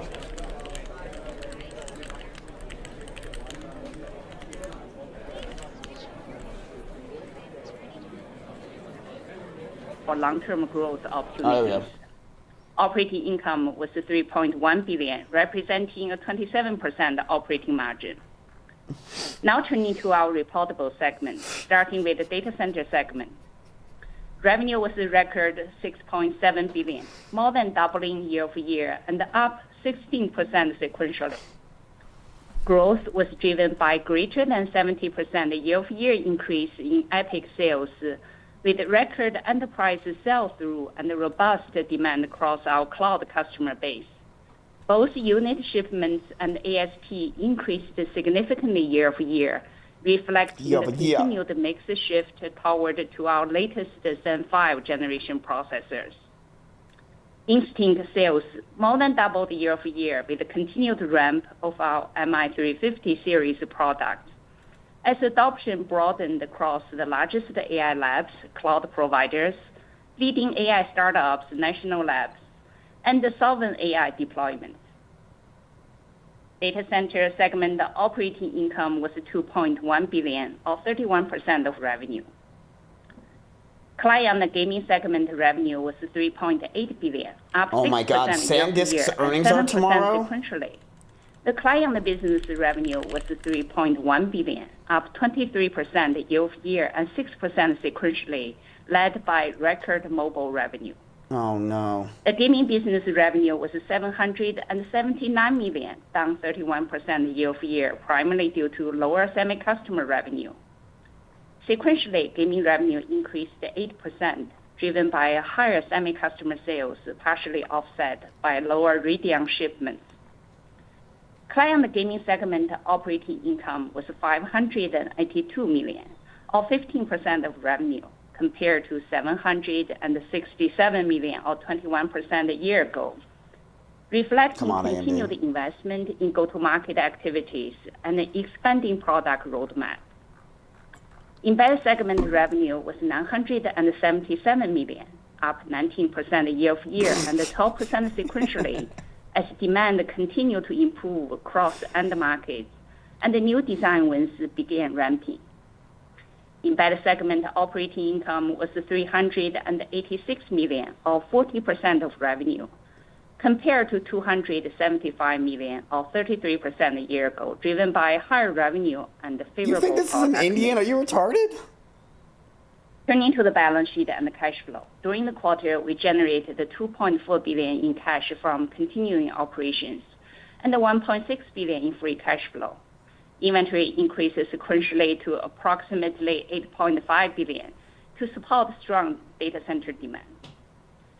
At the end of the quarter, cash equivalents, and short-term investment were $13.1 billion. Hey, chat, what's the point of earnings calls when we get the earnings immediately? Do we even need to listen to this shit? Outlook. We expect revenue to be approximately $13 billion, plus or minus $300 million. At the middle point of our guidance, No, right? Revenue is expected to be up Like, if you get it 41% instantly nowadays, we don't need to listen year-over-year, to this. driven by very strong double-digit growth in our data center segment, strong double-digit growth in our embedded segment, and the decline in the client gaming segment, with the growth in our client some questions business at the more end, than you're right. offset by significant double-digit decline in gaming. Sequentially, we expect revenue to be up approximately 13%, driven by strong double-digit growth in both our data center and the embedded segments, 13%. and a modest decline in our client gaming segment, with slight growth in client offset by strong double-digit decline in gaming. In addition, we expect third quarter non-GAAP gross margin to be approximately 56%. Non-GAAP operating expenses to be approximately $3.65 billion. Non-GAAP other income and expense to be a gain of approximately $55 million. Chat, do any of you guys use AMD products? You guys all use NVIDIA? To be 13%, and the diluted share count is expected to be approximately 1.66 billion shares. In closing, we delivered another outstanding quarter of revenue growth and a significant earnings expansion. Which one do you like better? Reflecting the strength of our execution and the strong momentum across the business. As data center growth continue to accelerate, we enter the second half of the year very well positioned to deliver continued profitable growth. With that, I'll turn it back to Matt for the Q&A session. To Matt? Thank you very much, Jean. John, we'd like to go ahead and start the Q&A session now. Please do poll the audience for questions. We ask that each caller ask one question with one brief follow-up. Thank you.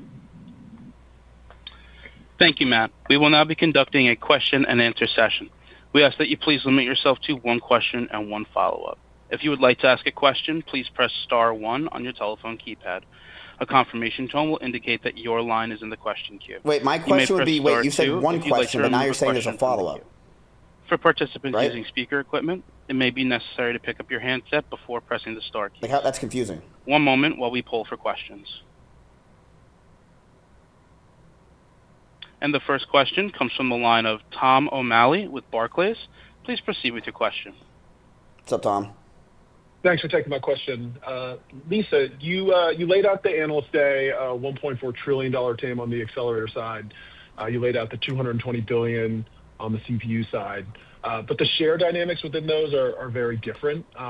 So I think the genesis of the question here is when do you see that crossover point happening in the data center GPU business and the CPU business? Is that something that comes this calendar year? And when you look at the relative contributions between those two buckets into calendar year 2027, from a dollars perspective, where are you seeing the most strength? Yeah, Tom, thanks for the question. So, look, we are certainly seeing a very, very strong compute market demand over both the data center accelerator as well as the server CPU. I think the server CPU is a little bit newer, and so we've been giving updates on that. As we go forward, certainly looking at our Q3 guide and our Q4 guide, we see very strong growth across both server and data center AI. So we're seeing server grow over 80% in the second half of the year over year. We're seeing very strong data center AI growth, and that reflects into our 2027. The way to think about it is both businesses are going to grow a lot. The data center AI TAM is certainly larger, and as a result, as we ramp the large strategic customers that we have, do you really think the CEO of AMD can just go on there and start showing like, growth fucking in that business in 2027? But both businesses are you're so very stupid, bro. significant drivers. She has fucking rules and regulations just to deal with. She is walking on growth and eggshells, you dumbass.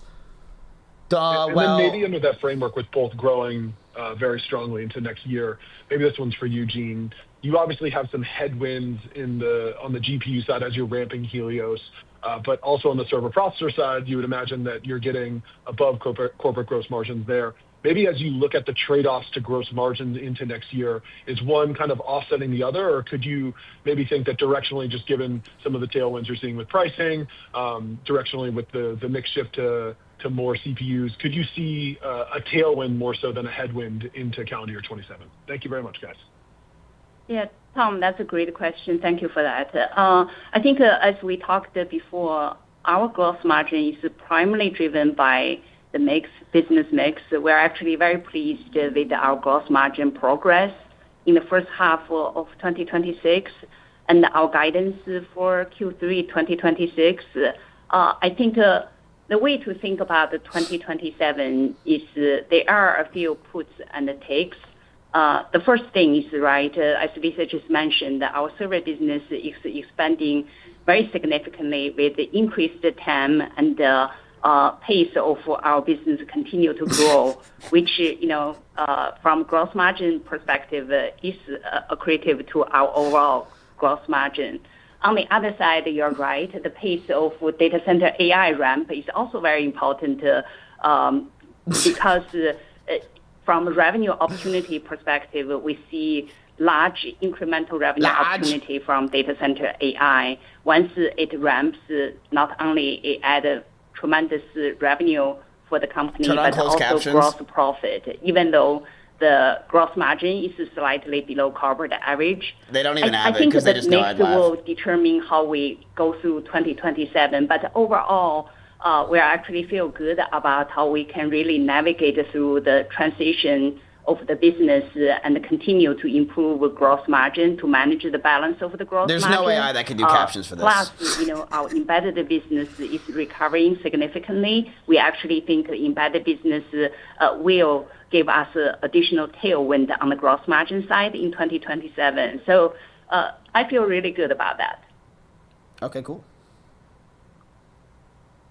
Thank you. And the next question comes from the line of Timothy Arcuri with UBS. Please proceed with your question. Yo, Tim. Thanks a lot. Lisa, I wanted to see if you could give us any color, just what's embedded in the guidance in terms of data center. So the question really is of the growth between Q2 and Q3, which will grow more on a dollar basis, CPU or GPU? And I ask because if I take your up 80% half on half number, it sort of implies that the server, CPU might not grow that much in Q4. So I'm not sure if I'm doing that wrong. Can you just give us some color there? I'm just looking at that, Tim. Look, I think we believe that the server CPU is going to grow substantially in Q3 and in Q4. The way I would describe it in terms of dynamics is, we have very strong demand across all of our customers in hyperscale and enterprise, and we have been adding additional supply as we've increased supply throughout the year.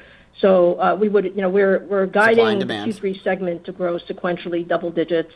Both server and the data center AI will grow nicely within that, and then we should expect more growth for each of those businesses in Q4 with more supply coming on for server as well as for data center AI. The Helios ramp is just starting at the end of Q3, and it'll be much more substantial in Q4.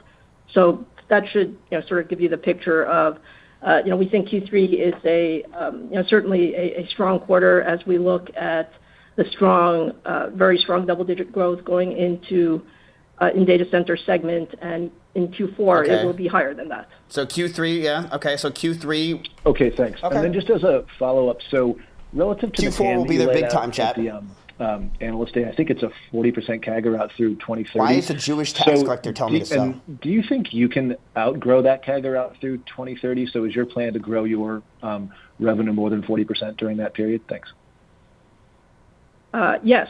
So as we look at the overall TAM, first of all, it's a very exciting time in the compute market. When you look at every part of our business, whether it's server CPU, data center AI, or our embedded business and our PC business, we see them all benefiting from the AI tailwinds. And beneath that, I think in each one of the segments, we see an opportunity to grow above the market. So from that standpoint, with our view of the TAM being greater than 40%, Chad, these calls too boring for you. We are also saying that we will grow greater than that from an overall revenue standpoint for the company.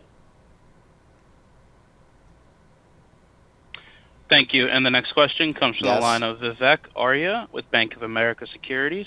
Please proceed with your question. We won't watch them again. This is the last one. Thanks for taking my questions.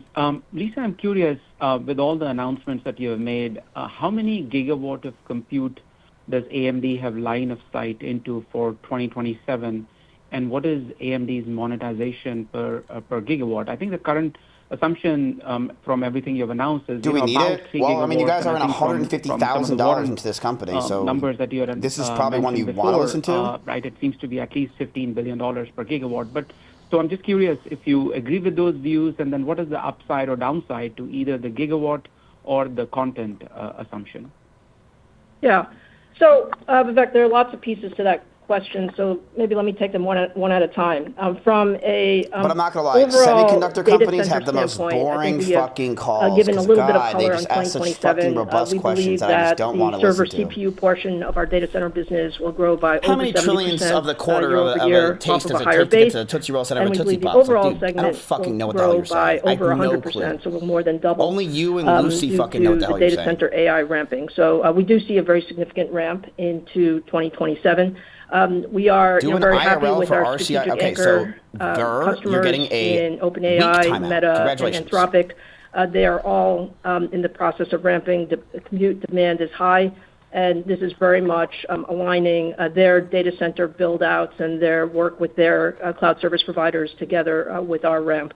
The way I would describe it is we have supply to more than meet the guidance that we've talked about, and the upside potential is there. The key thing is to work very closely with our customers as they're planning their build-outs overall. So I think from a Helios ramp standpoint, we're expecting a very significant ramp over the next couple of quarters. We've said Q3 is the very beginning of the ramp. Okay. Q4 is a step up, and then Q1 will be a further step up, and we'll ramp as we go through 2027. So hopefully that gives you a little bit of color on how that data center AI color's red, but will play out. And in terms of the revenue per gigawatt, I think we've said double-digit billions. We're still in that range. I think there's, that looks like that's pretty much where it will be. And the key here will be, continuing to work with our partners as they ramp, because there's a demand for a lot more compute, and we would like to satisfy that demand. Thank you, Lisa. And for my follow-up, a little of a technical question. When we look at the specs of Helios, it has, I think, almost 50% more HBM than the competition. And I think you have always had more HBM in your product. So how much of the benefit is because of having 50% more HBM, and then doesn't that expose AMD more to memory cost inflation? So I'm just curious, how are you ensuring that you're able to maintain margins, right, and get this memory allocation? And I think Jean already suggested you're comfortable with the gross margin range, but I'm curious how much of the benefit is just because of the use of more HBM, and does that still enable you to meet your profitability targets and allocation requirements over time? Thank you. Yeah. So look, Vivek, we're working very, very closely with our memory partners across the board on both our GPU, HBM memory, as well as just the general memory for the systems across our data center business. And what I would say is, we've worked with our memory partners for multiple years to ensure that we have a strong ramp in our business. There is very good visibility into HBM allocation for what we expect to deliver in 2027. And the other piece of it is, in terms of the memory bandwidth and the memory capacity, it is one of the advantages of the AMD solutions. When you think about the larger model sizes, they really benefit from the larger memory footprint, and that goes into the total cost of ownership. We do recognize in this memory environment, though, every customer is looking at how to optimize their memory footprint, and we have the opportunity, if desired, to also modify that memory footprint if the total cost of ownership is not as significant in certain workloads. So think about it as the benefit of the memory is workload dependent, and we know a bunch of our customers are very, very happy with what that returns in terms of performance. But there are some workloads, let's call it medium-sized models, that may not get as much of a benefit, and in that case, we would adjust the memory footprint as you might expect. Thank you, Lisa. Thank you. The next question comes from the line of Joshua Buchalter with TD Cowen. Please proceed with your question. Hey guys, thank you for taking my question and congrats on the very strong results. What's your name? I wanted to also follow up on the server CPU assumptions for 2027.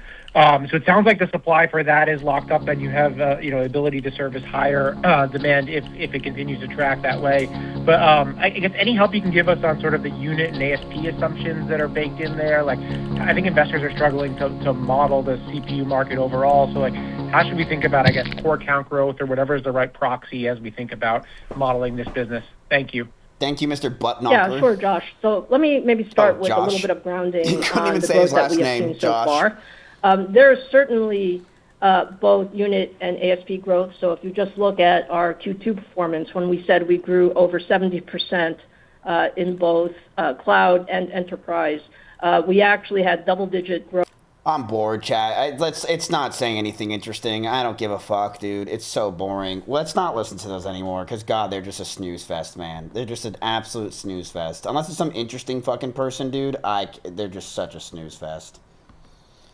Holy God. And the thing is, like, nowadays, we just get all that information instantly on fucking Twitter. I don't need to listen to that.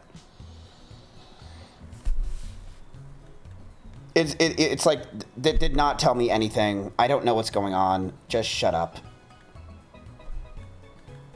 Doesn't help. Okay. This is my portfolio.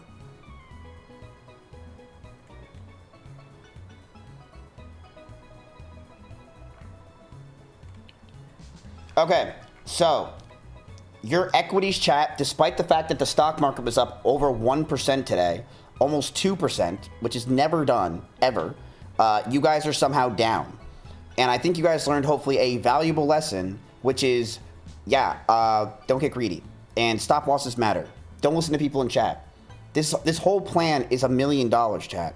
Your goal is to make 10% in this fucking quarter. Not in a month, in a quarter, okay? So if you're trying to make 10% in a quarter, 20% in a quarter, don't be running over to fucking chat and saying, yo, let's do, why are you getting, like, yelling at me? Like, why the fuck are we doing stop losses? I hope you learned stop losses matter for a reason, because they're important, okay? Trust me, I've learned that lesson time and time again. But I'll say this, you're only in a 145K of AMD. It can go up. It should go up. This is a long-term play. I would not worry about it. Okay? Wouldn't worry about it. But yes, you were up 5.